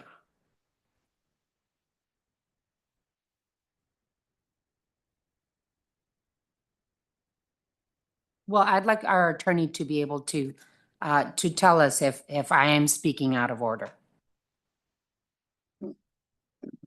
Chairman, members of the board. I don't know where this discussion's going, but it doesn't sound like it's RTA next to me. So to me, it sounds like it's for the next agenda. It sounds like to me, and it's really the chairperson recognizes who may speak and who doesn't speak. So it's really not a legal issue. The chair can decide what's going to be discussed. I will leave it for the PAG meeting, but Mr. Chair, the city of Tucson has been quieted and pushed and ignored and ridiculed for far too long, both on this board and the RTA board. And we are ready to stop that. And I'm pretty sure that if you all want an RTA next, we need to make sure that the city of Tucson is being taken care of. I am very upset. I'm outraged that this is happening. There's no possible way that we will be able to join any RTA next if all of the obfuscation and pushback that we are receiving does not come to a conclusion. Mayor Romero, I began the meeting by stating that I believe that it was the responsibility of the entire board to help move not RTA 1 and RTA next forward. And I think we've done that, or we've shown that by our discussion in this meeting today. And I think that's each of our commitment. And Mr. Chair, Yeah, I just like to, add we've all been here for those 6 and 7 hour meetings trying to, I think in the best faith forward, trying to provide the future revenue stream to these. I mean, there's 9 different entities that weigh in on percentages and fairness and those types of things. But I've never sat here exiling the city of Tucson or whatever the thoughts were that some of us are doing. I think everybody's been trying really hard for the last 6 years plus, trying to advance this forward, or we wouldn't all be sitting here for endless and endless and endless hours of meetings. So, Mr. Chair. Supervisor Hines. Thank you. And thank you, Mayor Romero, for 6 years on, I mean, that's an amazing commitment, a lot of time. And I too understand and share a lot of your frustrations. With regard to, and everyone, this is a lot of work for everyone. As I said before, we all have other day jobs. And in some cases, I used to be a nighttime doctor, so night jobs as well. So, I'm for some of the specifics. We, to this point, is my understanding, we have not, the council has not approved any adjustments to the plan that was put forward for public comment, or where is that's true? Okay. We haven't at this time. Okay, that's what I was kind of curious about. How do we envision, and again, forgive my relative newness and ignorance here, but is there a process by which, I know there was a survey with over 2,000 respondents, and how are we planning to incorporate, and kind of what's the process if if someone doesn't mind telling me. Mr. Mogimi? Mr. Chair, Supervisor Hines, as part of my discussions with individual members, I've collected a list of potential requests for changes. My intent is to follow up with those entities and ask them to submit it in writing. So if anyone has a request for any modifications, hopefully they'll submit that in writing, then I'll be able to share that with the board and then come back with areas to look at for some potential adjustments. The feedback from the community was really helpful to zero some of those conversations down as well. So I'll be happy to come back and hopefully try to identify where those opportunities are to align with the feedback as well. Some of the comments I've received from some of the communities was that because we have new leadership, that they really want to go back and look at it and come back with some recommendations. So I look forward to getting that information back as well. Great. And Mr. Chair, Mr. McGee, that's a process that's ongoing or like, okay. Yeah. Yes, All right. sir. Thank you. And so I think it's an important decision here today to say that March is our target date. I think I can say that this item 3 has been a challenge in terms of these unfunded responsibilities that we have, but I think we've made significant progress here this afternoon. And given that, that we now made some decisions and have provided some direction, I think that will help facilitate future discussions on the RTA next topic. So with that, I think I'd like to defer or go to item 5 of the agenda. Any objections? Okay, we'll go to item 5. Thank you, Mr. Chair, members of the board. At the request of Mayor Romero at the last RTA board meeting, we included this information about the Citizens Advisory Committee, I'm sorry, the Citizens Accountability for Regional Transportation, CART for short, and TMC, which is the Technical Management Committee. Those are the 2 committees that are appointed members by this body, and obviously they meet on annual basis. The CART meets twice a year, TMC meets minimum once a year.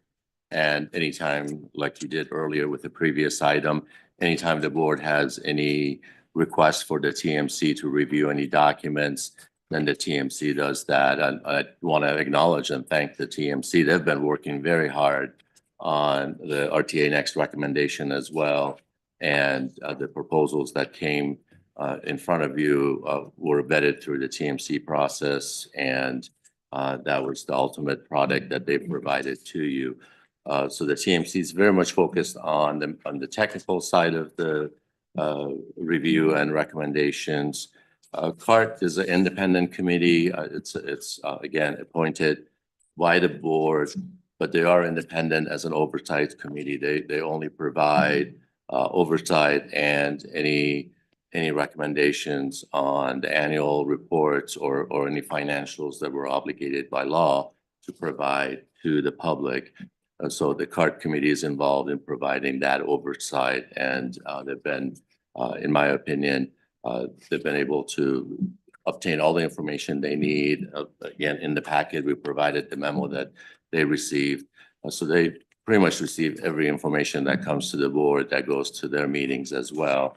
So they have all the information that they need to be able to, as a committee, if they have any questions, obviously they can raise those during their committee meetings as well.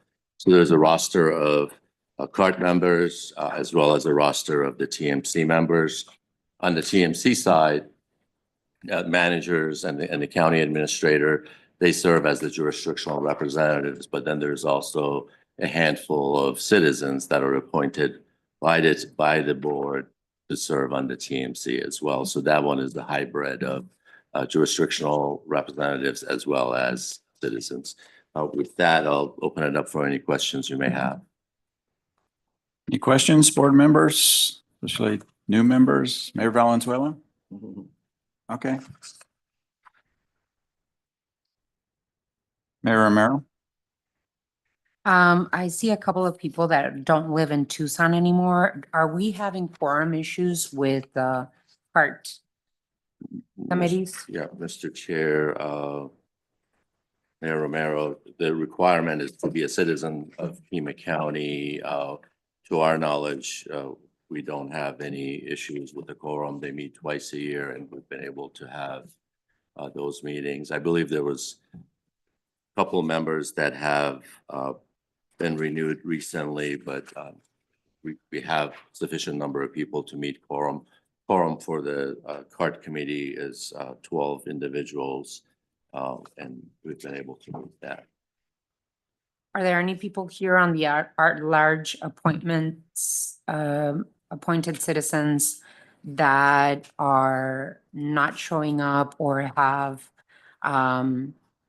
not attended meetings, complying with the amount of times that they show up? Yeah, Mr. Chair, Mayor Romero, not to my knowledge, they might have missed a meeting here and there, but I think they're all engaged and involved to my knowledge. I'm seeing one person that no longer lives in Arizona, Which one is it? Wendell Long. Again, they have not informed us. I need to know, we should know who that is appointed citizens, or maybe even in the jurisdictional representatives, who has missed more than 3 times, or according to what the bylaws say in terms of people showing up to these meetings. And any of these people that have not been showing up or have decided to not be part of this committee anymore, so that if this board needs to reappoint, that we do that. Sure, be happy to, we can send out an email and request for everyone to let us know if they're no longer eligible to be a member. And again, because they're an independent committee, they need to submit a resignation, so we would ask them to do so. You mean they're not staffed appropriately? RTA does not staff these meetings? We do, but if there's an individual that is no longer eligible to be a member of CART, we need to ask that individual to submit a resignation from CART. That, I don't believe that is the case. I believe that we need to see the meeting minutes and see who has been showing up. I don't know if there's a sign-up sheet. I don't know if we need to see who is not showing up. And what the bylaws say about their presence and how many meetings they can miss, so that if they are no longer interested or no longer showing up, we can reappoint to this committee. Mr. Chair, Mayor Romero, be happy to do that. We have the attendance sheet. We have all that information. All I was suggesting was to ask them again to self-verify that they are still a resident in Pima County and eligible to stay on. But I do understand your question and we'll follow up with that. Mr. Chair. Supervisor Hines. Thank you. And again, this might be just a clarifying question, but has it been the history of this organization that the citizen, kind of like the citizen oversight committees, they're meeting every 6 months, like twice a year? That's like normal, or is that, that doesn't feel like a lot of meetings for me. Mr. Mogimi. Mr. Chair, Supervisor Hines, again, since it's an independent committee and their own bylaws only requires to meet twice a year. So we've been following their own, obviously, wishes as part of their bylaws. Based on the information they review and the oversight role that they have, it's been sufficient because they wait to get the annual report, for example. So it's typically at the end of each fiscal year and mid-fiscal year.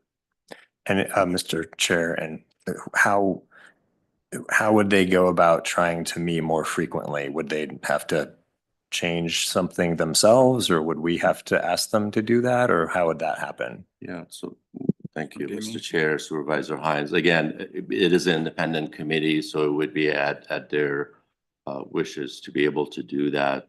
Be happy to discuss it with our officers and see if there's a desire to do so. Chairman Jose. Chairman of the board members and others present. So how do they get elected on this committee? How do they get appointed to this committee? Mr. Chair, Chairman Jose. So the top list is from each entity. There's one individual that is nominated by each entity, and then this board appoints them. So that came forward from each entity.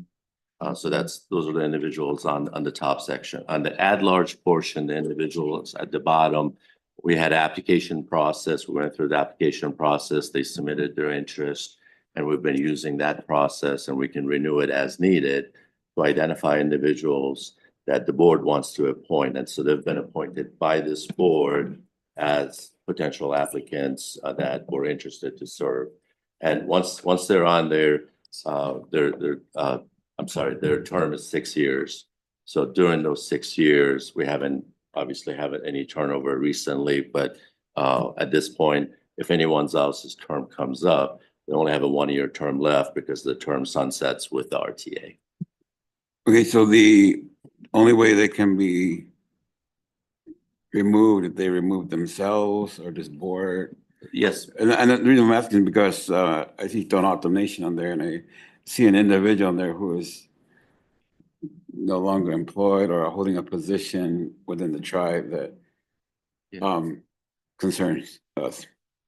Mr. Chair, Chairman Jose, because they're independent, their bylaws are a little bit more essentially hands-off from our perspective, because we want to make sure that that they can decide once someone is appointed under what conditions they can be removed. So from that perspective, again, I'll be happy to discuss it with the part officers, but historically, if there was a vacancy, then there's an opportunity to replace that vacancy. But the bylaws are very specific on replacement, that they cannot be replaced because of their independent role. Okay, so this board just appoints them, and then whatever their bylaws state is. They have a 6-year term, yes. Okay. All right, thank you, because and I'd be interested in seeing this individual for Don Automation and their participation in there and so forth. And I guess probably take a look at their bylaws, because if their bylaws say that they meet for once or twice a year, I don't know, most generally bylaws doesn't forbid you from meeting more than once. And with the amount of work that's here, I think it should be more than once. And respectfully, I just want to say that I sit here representing the Don Automation, 2.1 million acres of land, majority in Pima County, 36,000 enrolled members of a politically recognized tribe, with the majority of our members living off the reservation and living in your cities and towns and counties and what have you. And we may not have any big projects on the list, but we're here and participate because our members do live in your cities and towns. And we are here to look at how we move things together. But I think I would reserve a lot of my thoughts that I have, but I think in order to continue to move forward, I think I've seen some of the history of the RTA and PAG and so forth, and I think it boils down to communication. I would like to, some of the stuff we talked about, I'd like to see too. I was looking at that list and I'm wondering, so none of these ever got addressed. I'd like to see the shorter list and just best practices moving forward. So this CART committee that we're talking about, I knew he was sitting on here. I'll reach out to him because if they have been meeting, it's not reported to the Don Automation. So if we appointed him, and then it's a misrepresentation because it hasn't reported back to the nation. But anyway, so I'm pretty sure their bylaws are public, so take a look at it and reach out to that individual there. Thank you. Mr. Chair, Chairman Jose, again, I'd be happy to follow up on that individual, and I'll send you an email about our findings. Mr. Chair, just a qualifying question, because when I supported putting on recommended previous Supervisor Valadez, he lives in our town and he obviously sat on this board for many, many years. But I don't actually reach out on a regular basis because I thought it was more of an auditing oversight committee. So I purposefully didn't, unless he brought something to me, I wasn't overtly reaching out to him because I was trying to keep that separation. I didn't want to, after appointing him, I didn't want to unduly influence him. Am I off base on that, or is that sort of the? Mr. Chair, Mayor Murphy, that's probably a good way of looking at it because they're supposed to be independent and represent the citizens.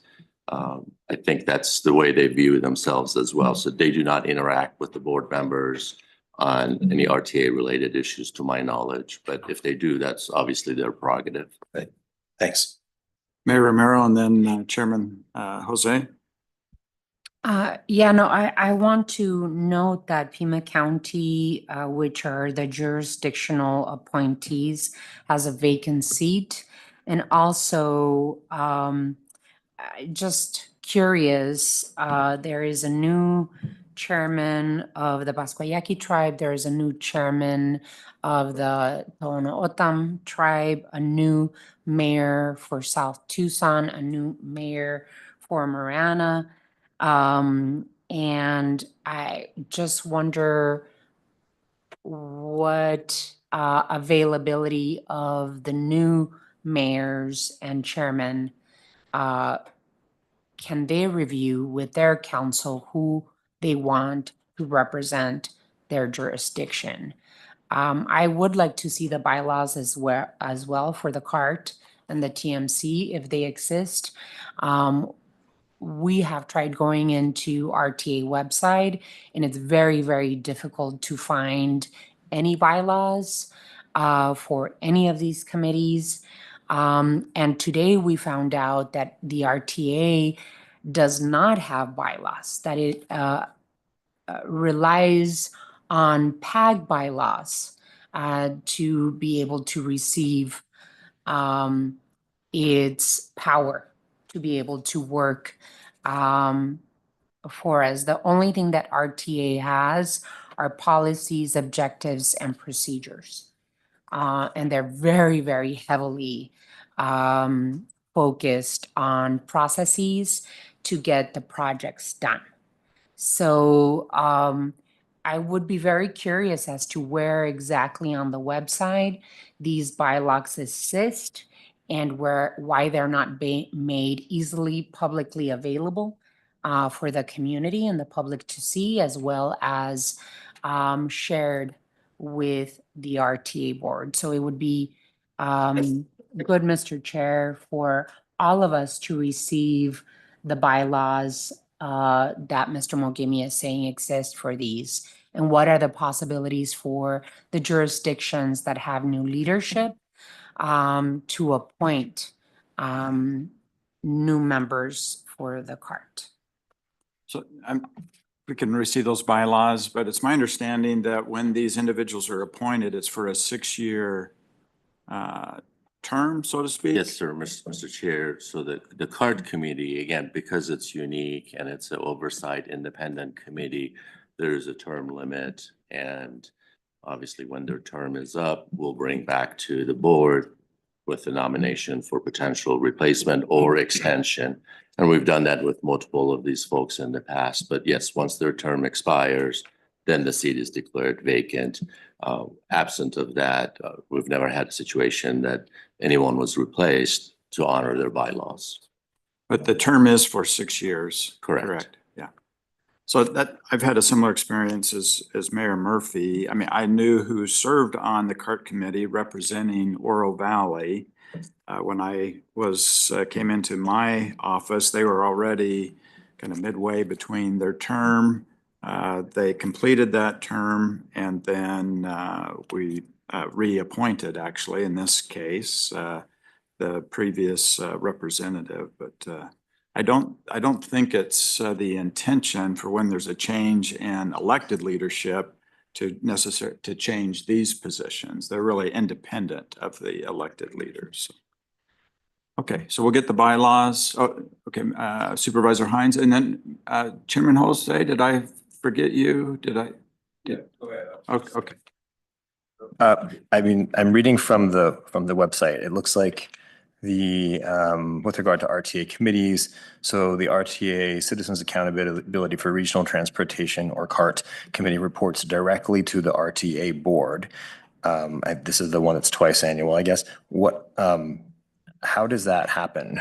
Again, I'm sorry, I'm asking questions that you all may know, but like, It's a good question. in what capacity do they like send does the chair get an email from whoever's running that particular committee to put something like, hey, we need to say something to you about some concerns we have, this oversight thing, and then like they come and present?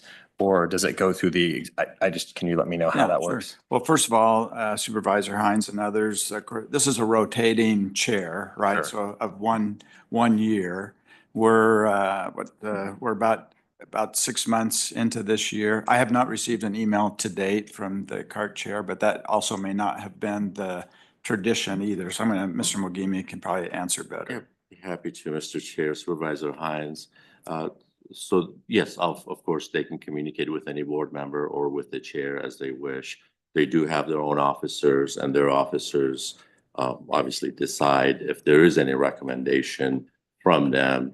They would advance that to the board. Typically, they would communicate that with the RTA chair and with myself, and then we would bring that information to the board.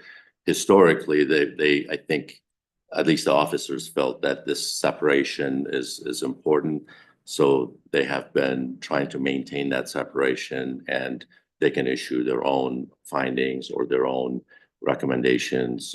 And then independently, that information can come to the board if there is such a situation. Historically, there hasn't been any situation. For example, I recall 10, 15 years ago, there was even a discussion to forward a recommendation at the committee, and the committee collectively decided that that's not their role to forward a recommendation. It's to issue their own findings. So, Mr. Chair, has this ever happened? Have they come to report anything to us ever in like 19 years? Well, I'm sure that they have. I can't remember anything specific, Supervisor Hines. Be happy to, Mogimi? Mr. Chair, Supervisor Hines. Again, the example I provided was because they have not collectively decided on doing so. Of course, if they wish to do so, then they can do that. Chairman Jose and then Mayor Romero. Thank you, Mr. Chairman, members of the board. I was just wanting to kind of understand this makeup, and if it's kind of like that on their own type of thing, I want to respect that as well too. But I thought I saw somewhere that like the TMC committee was going to report to the CART committee, and I mean, there needs to be a connection somewhere like that. And not to go in there and micromanage this committee that's kind of supposed to be on its own. I guess if we kind of get the policies or whatever's there to, so we understand that. I just want to know is getting in the swing of things and everything, how we all work together. And when I said that, you know, the nation hasn't received any information from this individual, I'm not saying it's a bad thing, and maybe they chose not to, or maybe they haven't met. I mean, I just think there needs to be some connection somehow, somewhere along the line.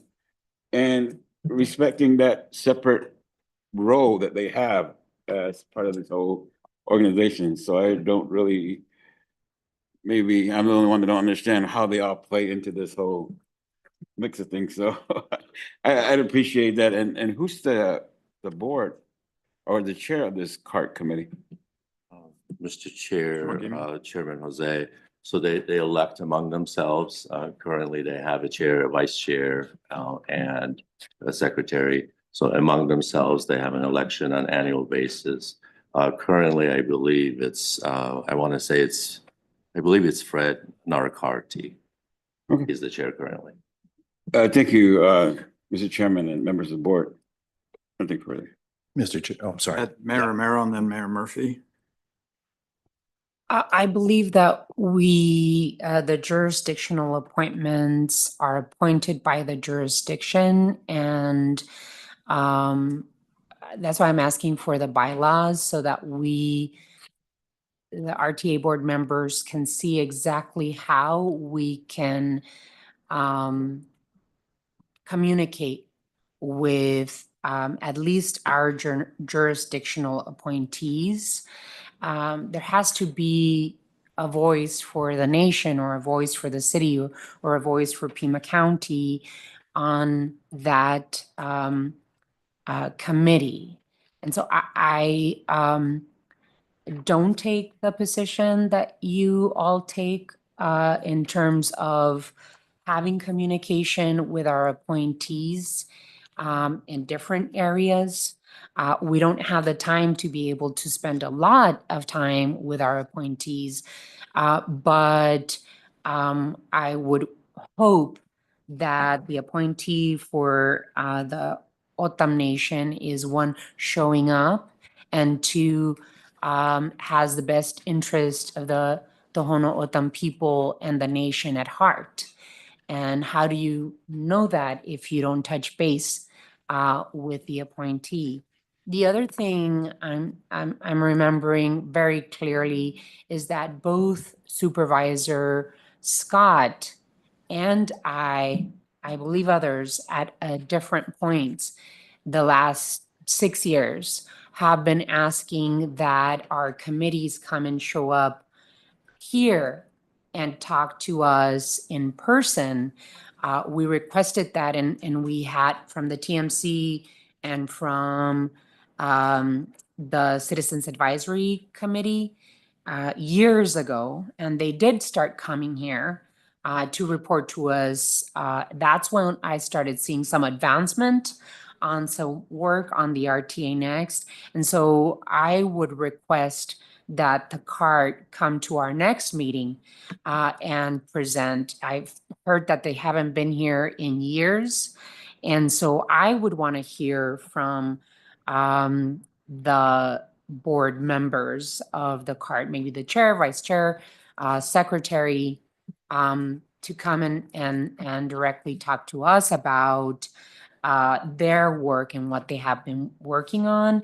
I would love if they, especially if they're accountability commission or committee, I would love for them to tell us what they see that's good, what they see that's wrong, and how we can move forward, especially if they're an accountability committee. I don't know if we need that in the form of a motion. Mayor Murphy?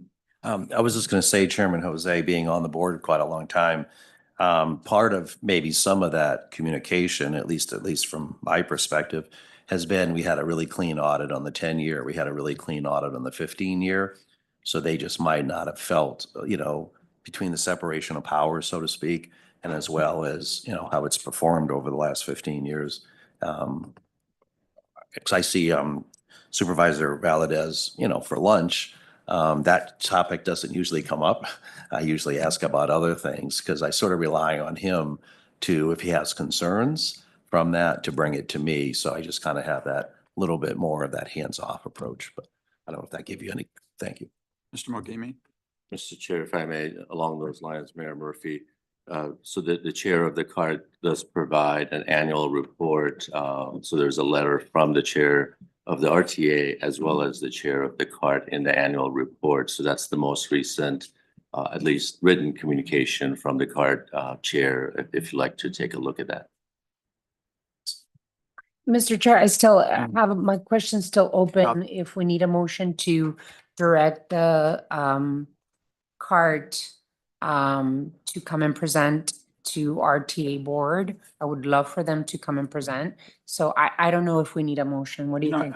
I've made a note of it and I'll talk with the executive director about getting it on a future agenda. Perfect.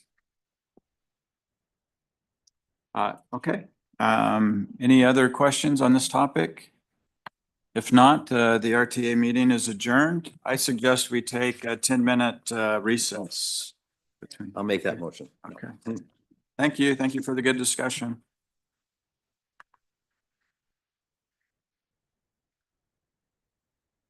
Had to go two people down.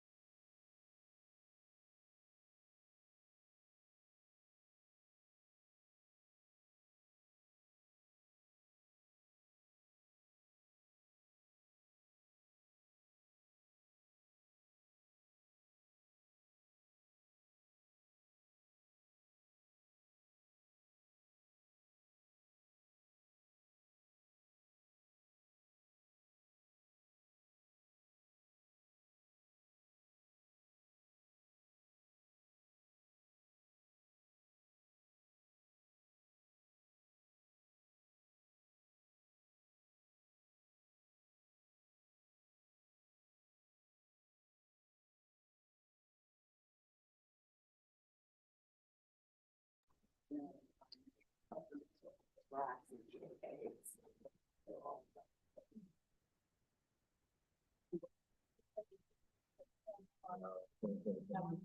it is. Then you can go back.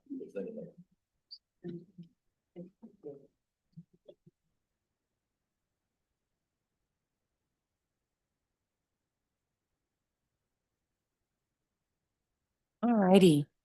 We are going to regroup for the regional council meeting.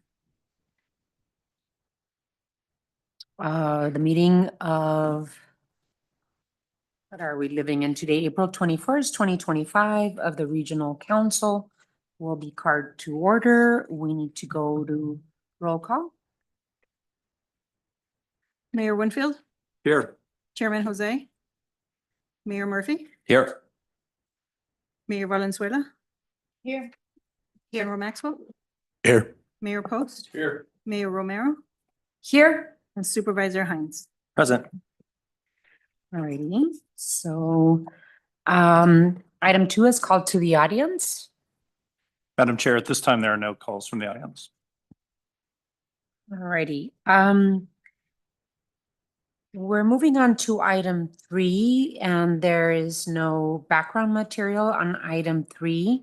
One of the reasons that I requested this special meeting is that we speak about the Pima Association of Governments and the federal funding for the Pima Association of Governments, as well as how this new administration will affect funding coming into the Pima Association of Governments. But also I wanted to make sure that we talked about what the responsibilities as a metropolitan planning organization are for PAG. I've requested meetings with the executive director. I had not received any response. I just recently received response to schedule a meeting with me as chair and the executive director and my staff so that we can review what the responsibilities of the PAG are. That meeting is scheduled for Monday. And I'm going to, Mr. Mogimi, I'm going to want to see what, besides the bylaws, what the responsibilities of the PAG are according to federal funds that come in and as a metropolitan planning organization. Being that there's no supporting material for this item, I wanted to open it up and see if there's any commentary, input, questions, anything that the regional council members would like to add to this item. Madam Chair.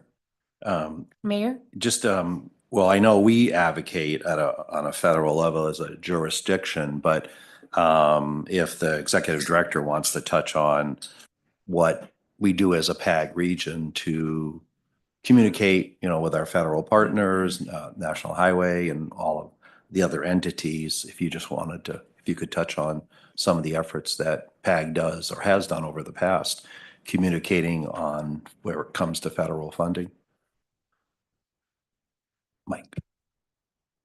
Madam Chair, Mayor Murphy, I believe you're moving on to item 4 already, but be happy to touch on both if you like. It's Yeah, up to what's chairs. federal funding? So just federal Okay, funding in so general. I want to make. So honor- what the federal funding for Pima Association of Government Yeah. and project. So, And if you can, if you could also add to Mayor Murphy's request, what the responsibilities of PAG are of course. under the MPO Of course, banner. be happy to. So again, as part of every entity that is designated by Federal Highway Administration as well as the Federal Transit Administration, MPOs function as a regional entity. PAG as a regional entity was created over 50 years ago. And it is unique because it's a requirement of the federal law that every community over 50,000 that needs to have a similar entity like PAG. And the responsibilities are designated through federal law. So there's federal law that very specifically identifies what the responsibilities of the MPO is. Typically, especially in our scenario, because we're over 200,000 as well, then there are additional responsibilities added on as the MPO. So between 50 and 200,000, all MPOs are the same. If you're over 200, you have additional responsibilities. All that information is typically communicated to us through our federal partners, FTA, FHWA. In some cases, even EPA gets involved if there is a federal nexus to do so. And then they would want to make sure that we are complying with federal laws. And by doing so, they provide grant funding using federal dollars, different flavors of federal dollars to ensure compliance. So our role is to demonstrate that we are, as a region, compliant with those requirements. I can get in more detail if you like, but going back to your question, so again, there's kind of a role that we play as an extension of the federal agency. So therefore, we don't lobby for federal dollars, but obviously we can educate, inform, and provide information, provide data. Because we're funded by federal agencies, we're prohibited from lobbying, but we do educate. So again, that's where I'm touching on the next item a little bit, but I'll try to give you the brief version is that they ask for a lot of data from us and we provide that data to support what we do. And that's where really the advocacy part comes in, that using these funds, we were able to implement certain projects, and those projects have benefit to the region, and those benefits obviously are identified through our performances. And then the performance planning is actually a federal requirement. We're supposed to have benchmarks for performance and identify where we are today, where we want to be in 25 years from now, and then along the way demonstrate that there is a trend towards meeting those performances. So it's more education than advocacy, but obviously if the board decides at any point that you want to take a certain position on a certain issue, then that's at the pleasure of the board, which actually this body did that last year regarding the train between Tucson and Phoenix, for example. So that's one example of where the board wanted to take a very specific position on an issue. But absent of that, it's typically education and providing data. Thanks. Can I ask a follow-up question? So I've always wondered, well, there's MAG with a lot of cities over 50, but you know, the uniqueness down here is Marana is the one that already is over 50. So how do you decide as a municipality whether you're going to stay part of the regional MPO PAG or Marana being over 50,000 decide to go off on their own? Yeah, Madam Chair, Mayor Murphy. Yeah, good question. So it's at the discretion of each entity. You could be a member of multiple MPOs if you happen to be within their planning area. Oh, and I believe actually Marana, correct me if I'm wrong, is also within Pinal County. So they're also members of the COG MPO in Pinal County as well. So that is at the discretion of the entity as long as you're a member of one of those entities that satisfies that federal requirement. so if they wanted to be their own MPO, they would have to separate from PAG and Pinal potentially, or I don't know, or they could do Yeah, it on my their- understanding is that that's their discretion. They can be part of both multiple MPOs. Okay. We're at 38,000, so I'm just planning. ahead, so thanks. We're 570,000, so we can do the same. For me, I would love to be able to get we have the bylaws, but I would love to be able to get a description as to what the responsibilities of the PAG are as an MPO and as PAG, right? Both have certain responsibilities. So the definition of, and then what is it, not just reporting requirements, but what the responsibilities is it a workforce, is there any economic development in, is the ability to be able to plan as a metropolitan planning organization, what are our responsibilities and what we can do, and what do other MPOs do in Arizona, according to our state law. So that could be basically making sure that all of the members of PAG understand what is in our jurisdiction to do. Any others that have any questions or continued commentary or anything on this item? Hearing none. We'll move on to next item.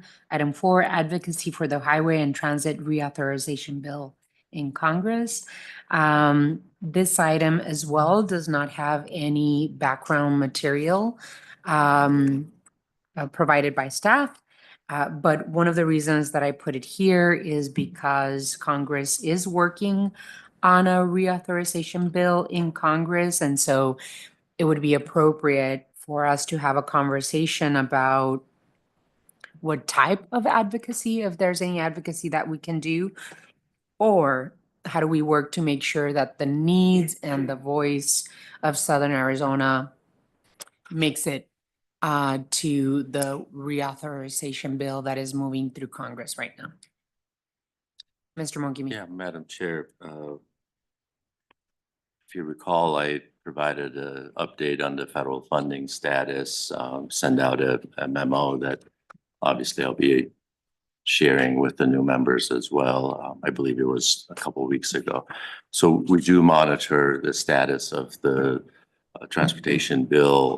The bill expires September of 2026, so October 1 with a new fiscal year. Typically what happens that there is a continuing resolution and they continue until there is a new bill. But that's really important to have that conversation and monitor that situation continuously. One of the challenges that you all know was that there's been some confusion about federal funding, even in the current budget in the fiscal year 25 and fiscal year 26 is unknown at this time. Working with all federal partners, there's a lot of discussion about not knowing what the fiscal year 26 is going to look like. So it's really important to continue to monitor that and have that conversation. But even fiscal year 25 budget was recently approved with a continuing resolution. So even fiscal year 25 is still subject to potential changes. So we'll continue to monitor that. And so our role is to inform you, keep you updated on any changes that we see. And I anticipate a lot of changes between now and when the fiscal year 26 budget is going to be discussed. And the new bill, as you all know, previous bills have been extended multiple years, and I don't anticipate that as being a high priority right now for passage of a new bill. So most likely it'll be a continuing resolution of the existing bill with potentially some modifications.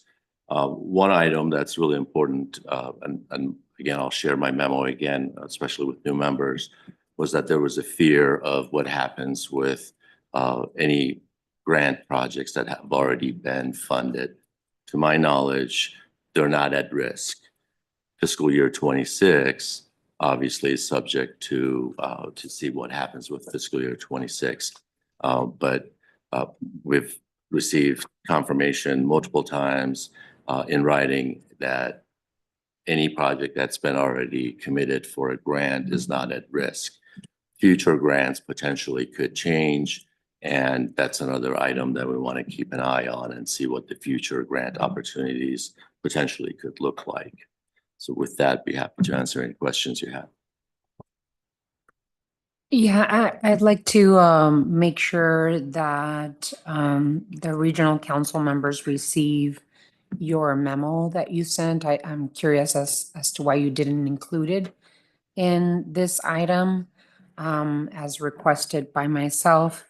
Does PAG have the ability to lobby or advocate to our congressional delegation? No, ma'am. Again, because we're federally funded, Mhm. we're not eligible to lobby or advocate by definition. We can provide information. Mhm. Okay. Any questions or? Alrighty. I would love to, as the PAG chair, be able to have these items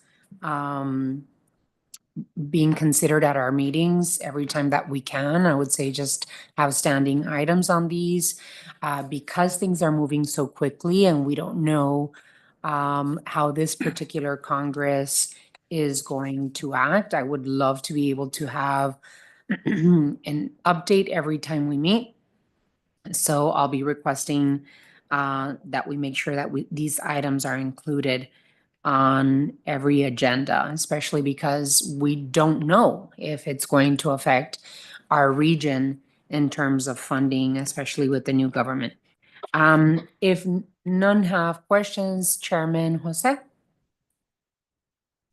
Madam Chair, members of the board, Executive Director, first of all, you answered my question, what I was gonna ask about, if we're able to advocate for any of these things and so forth, so I got my answer there. But I think that it may be of interest to the board to take a look at this as how, because in today's political atmosphere, it almost seems like you don't even know what's gonna happen tomorrow. One day is like this, the next day is like that. So I think as this association, as this group here, what I've always said and what I've been saying is like, what's best case scenario? What's worst case scenario? How are we gonna operate in terms of if we're receiving any kind of federal dollars, grant? We have it right now. Is there a possibility that it could be taken away? If not, how long can we continue? What is our outlook? And we look at, what we have in the bank and what's the longevity of it. And I guess it's really hard to kind of predict the future anymore. Unless, one of you guys have a crystal ball, blown it to me because I've been trying to figure that one out for a while. I think we just need to figure out, and if we can't advocate, is there like a white paper or something that maybe people want to advocate for us? Anyway, what do we need? We need to know what to talk about when someone's coming to me and say, hey, Verlin, you're a member of PAG, and how is this affecting PAG, and what is it that I can do to help, because if we can't do that, maybe other entities might want to, and we just need to tell them the black and white of what the situation is, or maybe, or could be. Anyway, those are just my thoughts. At least it'd be helpful. Because I think at the end of the day, we have to follow the rules and the regs and whatever it is about if we can't advocate, then who's going to advocate for us? And Chairman, I think that's the reason why I wanted to have this conversation. Because at the U.S. Conference of Mayors, what we're doing with this conversation, the Highway and Transit Reauthorization Bill, is that mayors across the country are gathering and talking about, we have a subcommittee that is gathering and talking about the priorities for mayors throughout the country. I don't see a reason why we, the PAG, shouldn't be updated and us create our guiding principles in terms of what our priorities are as a region. So without meeting with the executive director, I haven't had the opportunity. So to be fair, you didn't know exactly where I was coming with this, but I believe that PAG should be putting together guiding principles as to what we'd like to see in the Highway and Transit Reauthorization Bill as we move forward with it. And it's kind of chaotic. I agree with you. We don't know what timelines. Sometimes it moves slow. Sometimes we get information with a day's notice.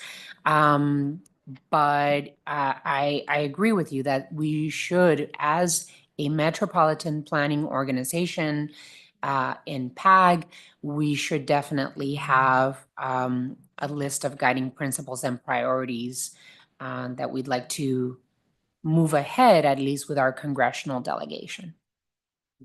Mr. Maxwell. Madam Chairwoman, thank you. I think this is one of those ones we start to walk a little bit on the fine line, but what I want to make sure that we all understand is just because we're on PAG doesn't mean we can't advocate. We can do all the advocacy we want. As a matter of fact, Southern Arizona Leadership Council has written for many of you advocacy letters in support of projects you are going for grant and stuff. That I'll give you the state, since that's what I'm here to do, is give you the state transportation board reference. So we won't do it as a whole on the board because it is the federal funding. It's the board. That doesn't mean we don't have, to your point, some of the ideals and the desires that we have is what we hope to see in that, but it's always up to the individuals of the board to go out and to do the advocacy, because as an entity, we're probably stepping into the space we want. So I think the idea of having this conversation, like you mentioned about PAG, having a conversation what we want for our region, see what everybody wants, gets all the inputs from the different entities around the board, and having that list is good. But when it comes to the actual advocacy, we can't put the organization in a position, but it won't stop us. So thank you, Madam Chair. I get the advocacy. We don't have to repeat it. I get that we're not going to advocate. One of the reasons why I brought this up is because we need to make sure that we have guiding principles. We need to know first, what are the responsibilities of PAG? How do we define them? And how do we as a region advance the guiding principles of Southern Arizona, really? How do we get this strategic plan, let's say? In my other life, I was a planner. I believe in action planning and strategic plans because that will get us to where we need to get in the next 10 years, 5, 10, 20 years. So I'll be including this item, maybe remove the word advocacy and put planning for our guiding principles on how we, what we need for this region in the future. Any others want to add? Okay, hearing none, we move on to item 5. Item 5, the regional council member Supervisor Hines requested an executive session item on a performance review and employment evaluation and goals of the executive director. Mr. Hines. Thank you, Chair Romero. Before I proceed, I just want to get a little clarity, I think, from our attorney as to kind of what's going on with this item, because it's been extraordinarily difficult to agendize this, and I don't know why. So if I could just get, like, I believe this has been properly agendized due to a lot of actions of my team and the mayor's, but I'm also seeing that it's not. And so I'm trying to figure out what you're basing that impression, that opinion on. And if you could just let us know. Sure, Madam Chair, if I may, Supervisor Hines, members of the Regional Council. This morning, I sent out an email to everybody letting you know that I had some concerns about this. There were concerns, all of those concerns were brought up to me by other persons. One of them was from Supervisor Hines's office. Another one was from Mayor Winfield. He had a concern about this item, and also from the executive director. He had a concern about this item. So that was the purpose of my email. I have concerns about doing this. I don't know how much you want me to get into it, because that was a confidential email and I want to preserve your attorney-client privilege. But I can just, I can tell you what those concerns are without repeating what I put into the email, but I'm happy to do that, however you want me to do it. Yeah, I think it's appropriate for you to explain why your email and what the concerns were by Mayor Winfield or any others that, including Mr. Mogini. Sure. Madam Chair, members of the regional council, the issues are that the first one is kind of simple. The Mayor, that Supervisor Hines' office raised is that the statutory language that made it onto the agenda was, or the language that made it onto the agenda did not include the executive session statute. And unfortunately, there's a statute that says you have to call out the specific provision of the executive session statute in order to have an executive session. And Supervisor Hines is thinking, well, I did that. You put that into your letter or memo. And then that went to Chair Romero, and she communicated all of that again, or how, anyway, the executive session language, the statute was left out of the agenda language. So that was brought to my attention Friday. So that's an issue, and Supervisor Hines asked that we update the agenda. So the agenda was updated. I made sure Jackie she wasn't in the office, but I made sure she was able to get an updated agenda posted. But the problem with that is that we're required by law to have physical posting locations. And if those are closed on the weekend, we can't count those as towards the 24 hours of notice that's required. So effectively, we weren't able to amend the agenda in time to get 24 hours notice of the executive session. So we have that problem. The other problem is that Mayor Winfield brought to my attention that the executive director's contract says that performance reviews will be done in joint session. So in session with PAG and the regional PAG and the RTA board. And in checking with Farhad, he's not willing to waive that provision. So those are all issues with having this particular executive session at this time. In a nutshell, I'm happy to take any questions or elaborate. May I? Supervisor? Thank you. So the notice was, I believe, corrected as of the email from Jackie, our staff, 3:26 p.m. on Friday. And it's posted right out here in the hallway. I took a picture just to figure out where it was myself. And up until, I guess, 5 o'clock, it would have been available for however long if someone had walked in. That's how I found it this morning. So I don't know if there's a problem with notice because it seems like that was done properly. I do note that when there was last a performance evaluation of the executive director, it was in April of 2024. That was not in a joint session with the RTA and PAG because I have those notices here. It was just on PAG. I also note in the employment agreement, the employer, Pima Association of Governments. There's no duality at all. There's nothing, I mean, that person also serves as the RTA executive director by the statute, but I guess I don't, this was the most difficult thing to agendize in my career. And I don't know why. Like I have a list of the things that I had to do or my staff had to do. We had to monitor staff. We had to make sure that that it was improperly noticed. It required a letter from me to Mayor Romero, and then of course her to forward it to you all. The note, it was noticed to the members of this council on Wednesday, the 16th of April, but didn't end up on the website for a day or more afterward. We reached out to staff to make sure that that happened. When it was posted, this was noticed by my staff that it was lacking the proper statutory reference, which we attempted to correct starting at 1 o'clock on Friday. I even left you a voicemail, I believe at about 1:45 saying, hey, public needs to know what's going on. So can you get that on there? And then by 3:26, that was done. But I have to say, I mean, I do understand this stuff. I get open meeting law. I've been a legislator and now a supervisor. And this was incredibly frustratingly difficult to get agendized. And I don't see any reason why we can't at least move forward with a discussion. We don't have to take any action necessarily, but I mean, it's just, I have to say, for my first meeting, putting one item on here, it was like impossible to make happen. And I don't understand it. And I'm a smart guy and the mayor's smart. We're all smart. You're smart. You're smart. What's going on?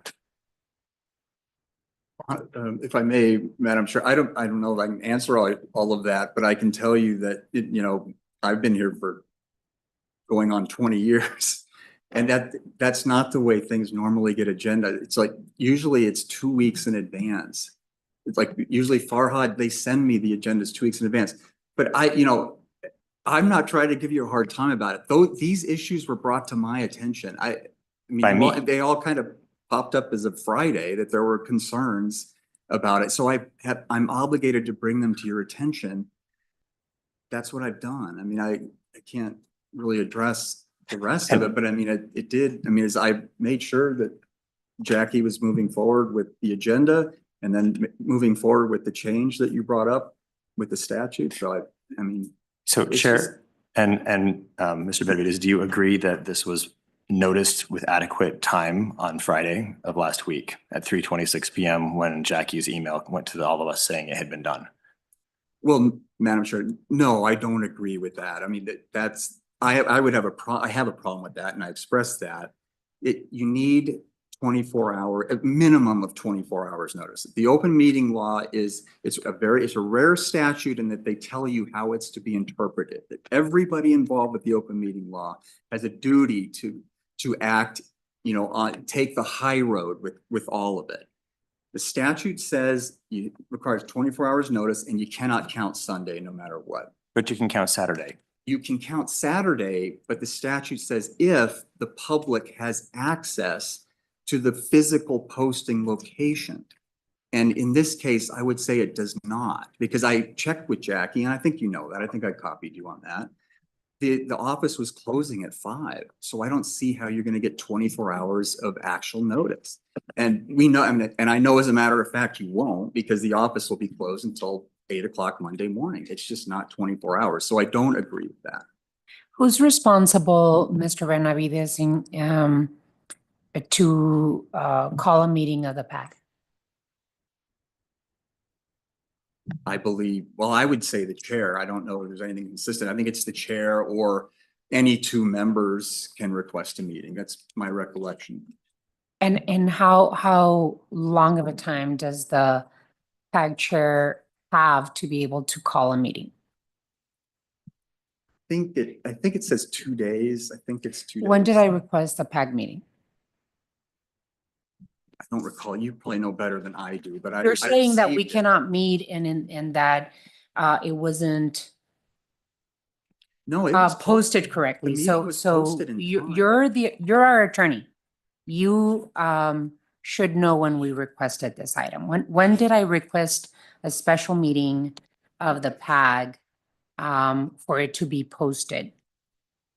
Apologize. I don't know the exact date, but it was in time, and they posted the agenda in time. It just was this defect. And brought who's to my the attention on person Friday. that posted my request? I'm sorry, say it Is there an individual, is the executive director in charge of posting a meeting when the In my PAG chair calls the it? executive director. In my experience, that's the process. So no one else in the organization posts the meetings and Well, calls for the I mean, meetings? as a practical matter, I think Jackie posts I think she puts everything on the website, and I think she physically posts it in the lobby where it's supposed to be. So I Why think was as a the ARS not part of the posting of the PAG meeting? It's not the first time you all do it, right? You said yourself that you've been here 20 years, and Farhad, how many years have you been here? 13. 13, and Jackie, I'm pretty sure, has been here at least more than 5 years, because I've known her since I first came here, and it's been 6 years. So why is the IRS not showing all of a sudden in the executive session in the item for the PAG meeting? Mr. Mogimi, you have an answer? Yeah, I'll be happy to touch on that. And so I do recall when we received the request, late on Tuesday afternoon. On Wednesday, I was on leave on Tuesday and Wednesday as well. On Wednesday, we worked with staff to get the agenda posted. Because I was not working at the time, I was actually in the airport between flights. My request was to staff to use the exact language from the chair to make sure that because there was no time, to make sure there is no confusion.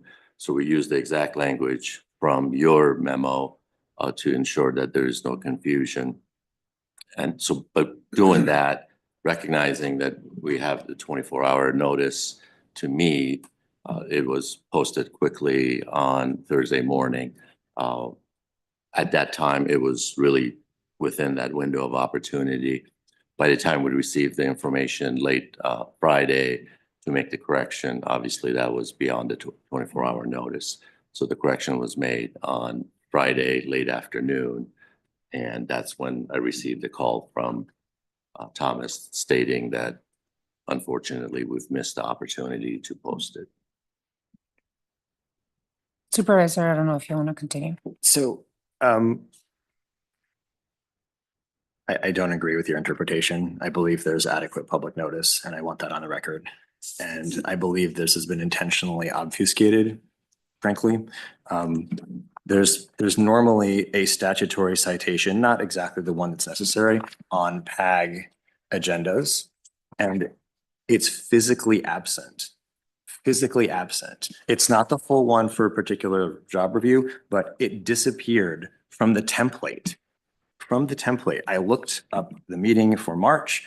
There, it says the council may vote to go into executive session on any agenda item for discussion and consultation with legal advice with his attorney on any matter or matters as set forth on the agenda pursuant to ARS 38-431.03. I believe it's subsection A3 is the what's normally on this, but that statutory reference disappeared from the PAGs. I don't, I why? have no idea.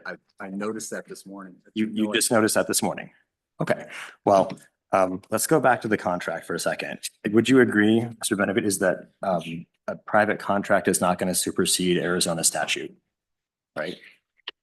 You're the attorney, but I was a legislator for 4 years, so I just know enough to be dangerous, but I'm pretty sure that's correct. I'm not sure. Sorry, Supervisor Hines, I'm not sure what you're asking. I'm changing gears a little bit because you said that the executive director wouldn't submit to this review because it wasn't going to be in a joint session per his contract, but PAG is the employer and the statute makes it pretty clear. In fact, in one part of the contract I read, it says that this is to be done on the PAG side. That's it. There was an amendment that said that conflicts with the original contract that says it's supposed to be done in joint RTA and PAG council, a joint session, which again hasn't been done before for performance reviews. But what I'm trying to get at here is that a private contract like this, I mean, if the statute says this is how we do something, a private contract that tries to negate that or add additional provisions, that's not something we should be paying attention to. Maybe, I'm not sure what statute you're talking about. The open meeting law? I believe that is the statute we quoted, yes. Well, nothing we do no contract can override the open meeting law. It applies to public bodies. So the answer to that would be no. Right. There's also another statute you just should be aware of. I know this is just about a performance review, but you should be aware of the RTA statutes, which say the executive director of the Regional Council of Governments acts as the director of the authority, meaning the Regional Transportation Authority, and serves in that specific role until replaced at the discretion of the board of the Regional Transportation Authority. So there is a statutory role that the RTA has. Now, I'm not saying if this is just a performance review, I don't really find it that objectionable, but it's important to note that it's at the pleasure of the RTA board.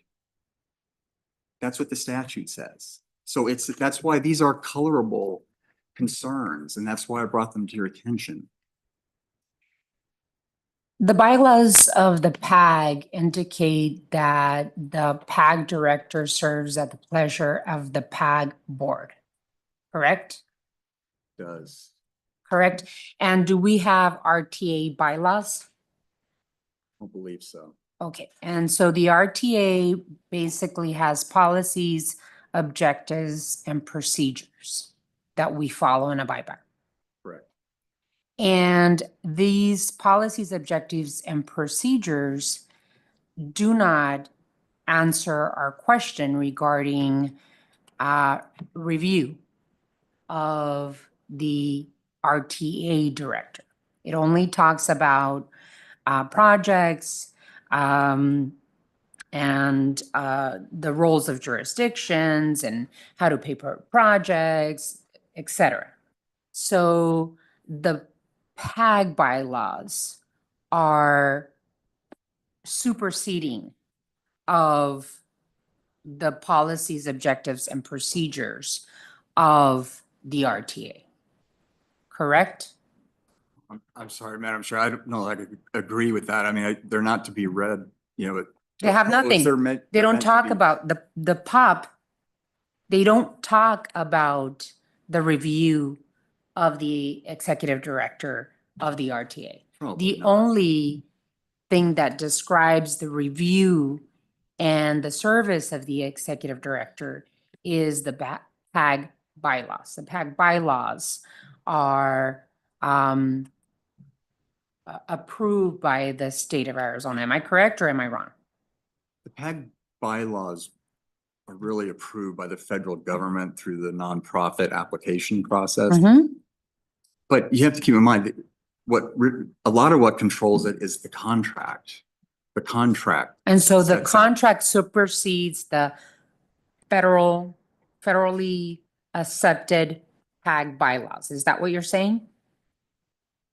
Well, sure, because they're not inconsistent. To me, they're not inconsistent. All of this can work harmoniously if you just, if you simply have a joint meeting of PAG and RTA, then in my mind, none of these things conflict.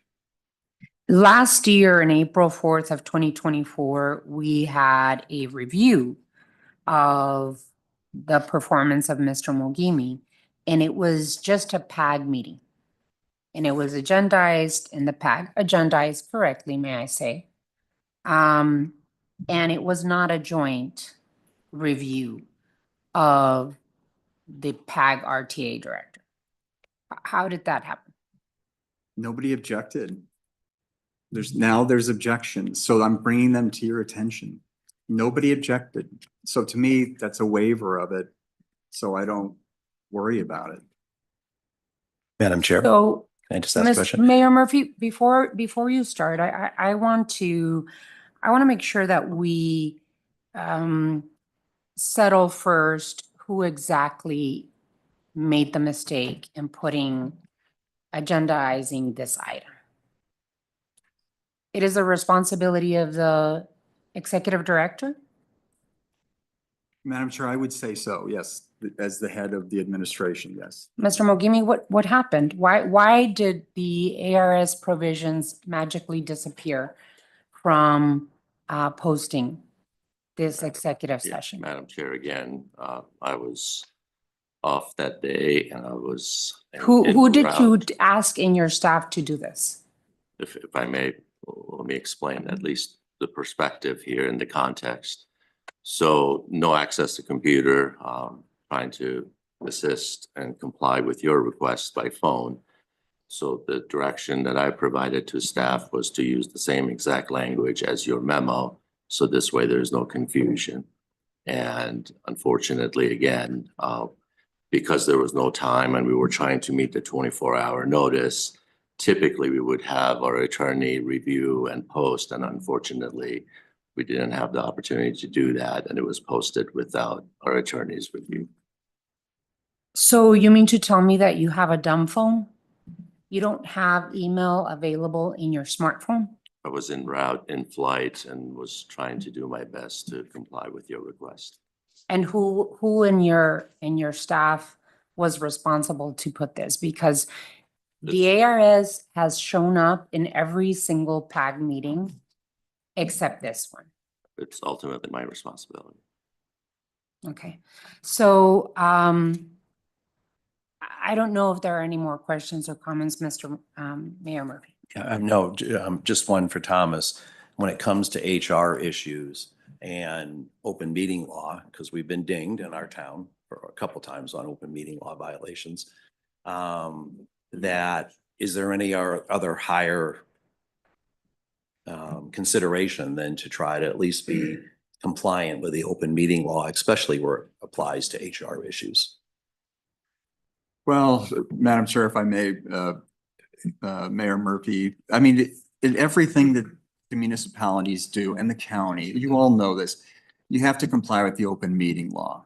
And it's just one of those laws that you can get complaints internally and externally. So somebody internal, meaning like the subject, the person who's the subject of the review, could complain about it. So you have to be concerned about it. Or somebody on your own council could complain about it. So it's important to be aware of it. Anybody can make an open meeting law complaint. So absolutely, it's like a, you know, a threshold thing. You've got to comply with the open meeting law. You also have to comply with your contractual obligations. So if you make a contractual obligation and that obligation is not illegal, then it's enforceable.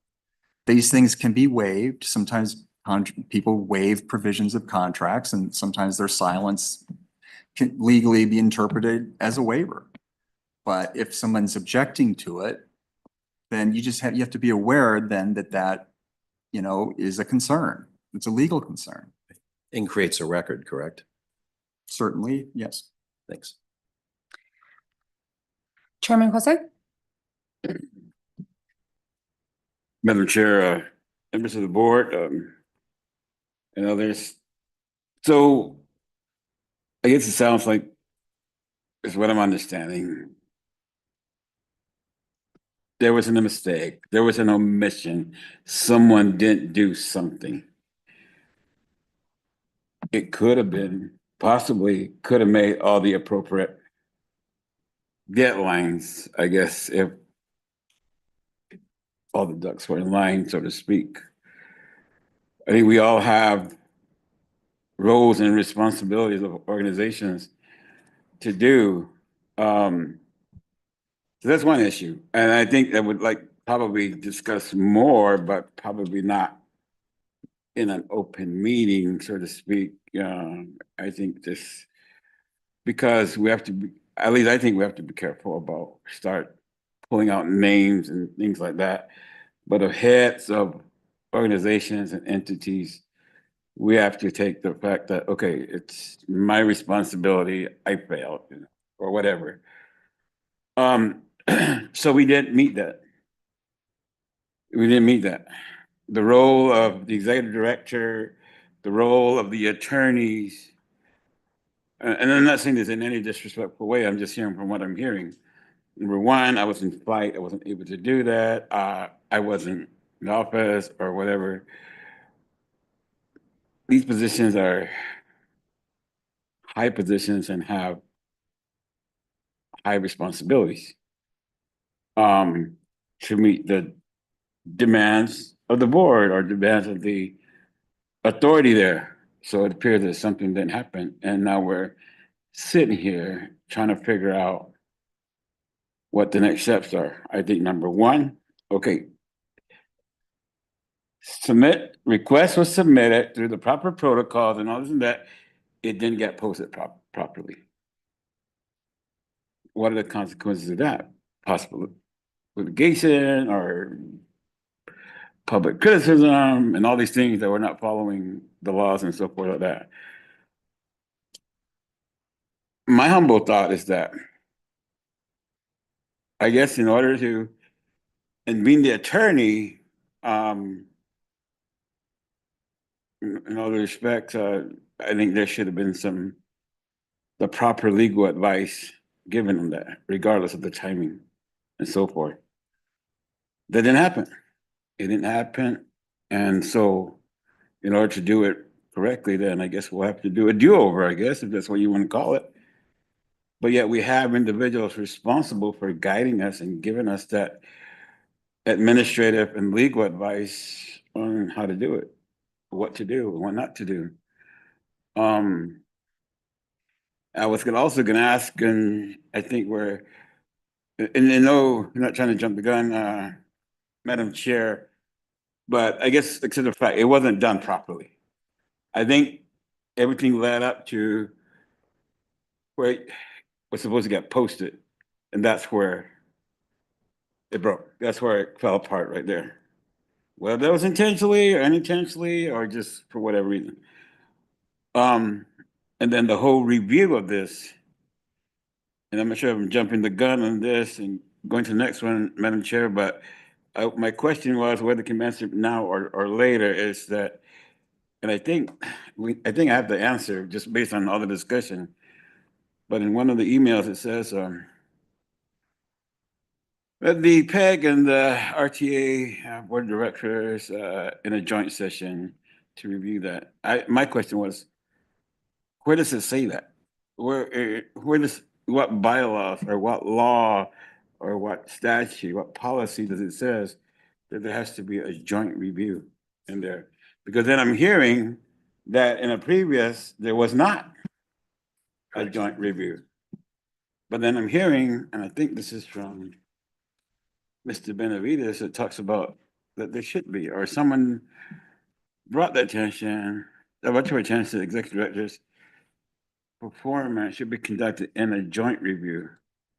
So is there some law, policy, bylaw that says? I'm sure. It's in the executive director's job description at the end of his contract. Okay, The job description is part of the contract. the job description is part of the contract. It doesn't, you don't see it in the if you read the contract, you don't see it. It's in the job description. But the It's job attached to the description is incorporated into the contract. Yes. So, but the job description doesn't supersede the contract. It's part of the contract. You can't, Job description is not a policy. I'm not an attorney. I'm not an attorney either, so, ignore, I mean, you can't ignore that it's part of the contract. okay. So that's where it's coming from. That's where we're getting that it has to be. All right, I'm just trying to understand this, so, thank you, Madam Chair. Thank you, Chairman, Supervisor Hines. So do we need to request this joint session to include So, how do we make this if I happen may- for a week from If I now? may, I know the bylaws of the PAG, the chair can request a special meeting Okay. or two members of the PAG. I need clarity in terms of RTA meetings and how they are called, because I imagine the RTA has the same language that the chair of the RTA can call a meeting, or two or more members of the RTA can request a special meeting as well. But I need clarity from our attorney on that. Madam Chair, members of the board, I'm sorry, the regional council. I'm not aware of anything in writing. Maybe Farhad is. I don't think there is. I mean, I think like a lot of jurisdictions, it just kind of happens usually by the chair or the mayor.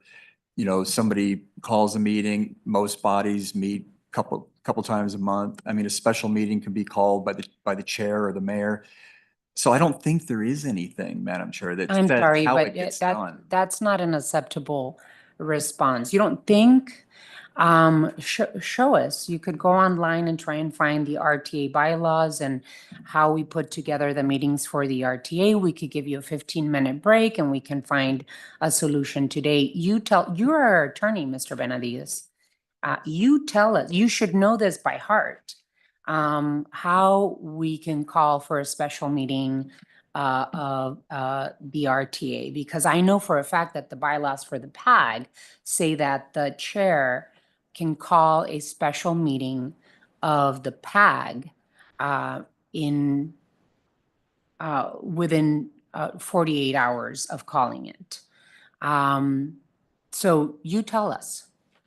Right, Madam Chair, members of the regional council, I'm telling you, I don't believe there is anything in writing that says how that gets done for the board. Alrighty, so then, You would all for me to spend I 15 think minutes that, looking- we can give you a break so you can find that out, because what we can do as a PAG, council, we can, right now request a joint meeting of the PAG council and the RTA board, to be scheduled for the purpose of conducting, a performance review. And actually, I shouldn't even call it a performance evaluation. It should be to discuss and consider the employment, assignment, appointment, promotion, demotion, dismissal, salary, and disciplinary or resignation of the executive director, as allowed under Arizona open meeting laws and under our authority by both the Pima Association of Governments and the Regional Council. So I can give you a break so that you can find out how we get it done, but I know that at the PAG, we can request a special meeting to have this review. Anyone else, anyone wants to? Mayor Valenzuela. Yes, Chair Romero, I was wondering if Mayor Winfield, as Chair of the RTA, would have a problem with us agendizing a joint meeting. I don't have a problem.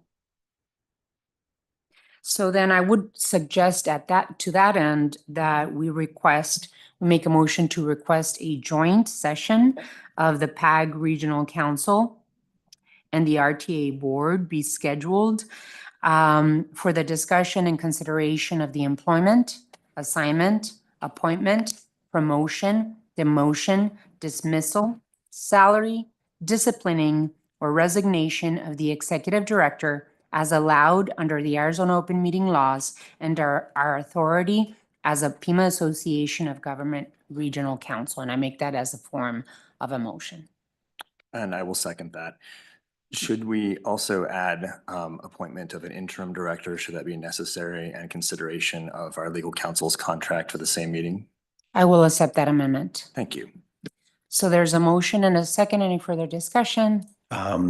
Being the fact that we've taken off even at a professional review, and already setting up the fact that, there's going to be a possibility of an interim director.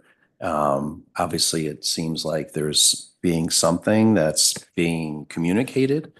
So I wouldn't be in support of it going in with my opinion, a closed mind. Thank you.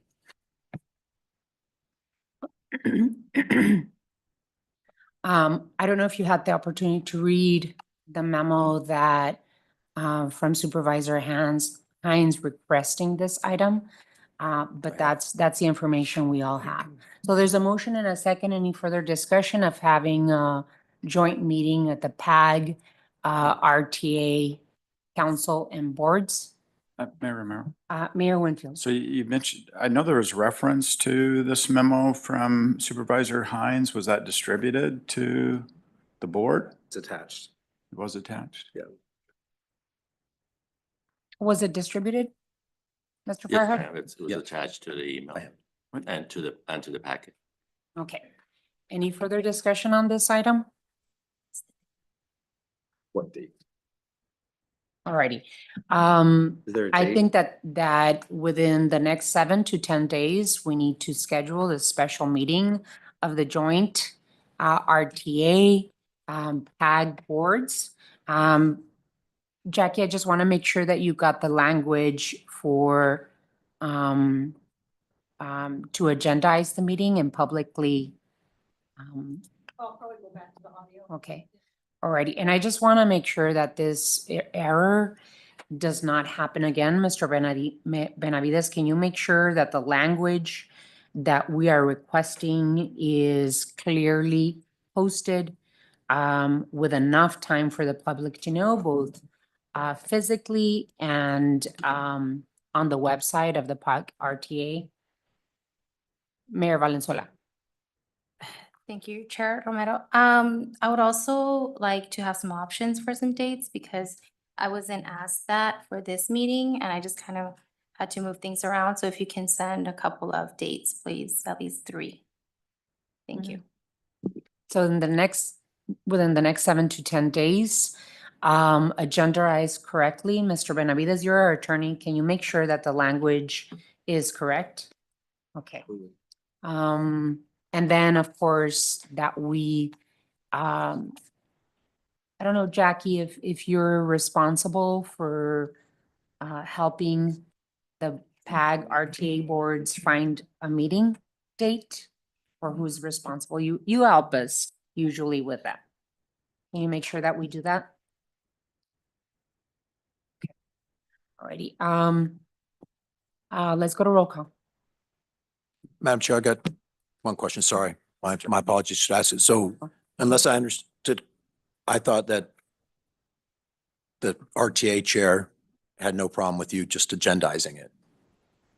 So I guess I'm not sure.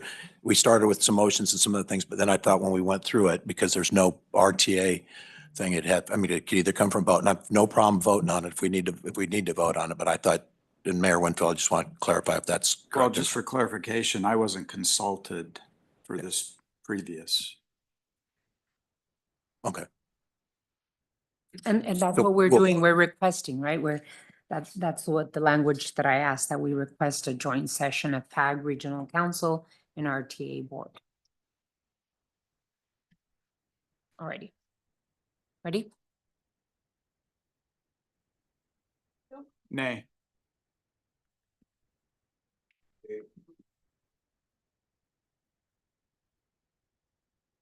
Yay. Yes. Yes. I'm going to be yes, and I want to explain my vote. We've seen these conversations continue to tear down this organization. We're farther now than we've ever been from getting to solutions both regionally and throughout the RTA. And I think we should have the discussion when we're in a position where we can have it. So I'm a yes. You know, I am a yes, because I also believe that I've only been here 2 months, and I can feel that there's some things that need to be discussed. I'm a little uncomfortable with the language, but I think we need to have this discussion. Aye. Yes. Item passes. Thank you so much. Really appreciate the conversation. Difficult, but we have to have it. Item 6 is adjournment.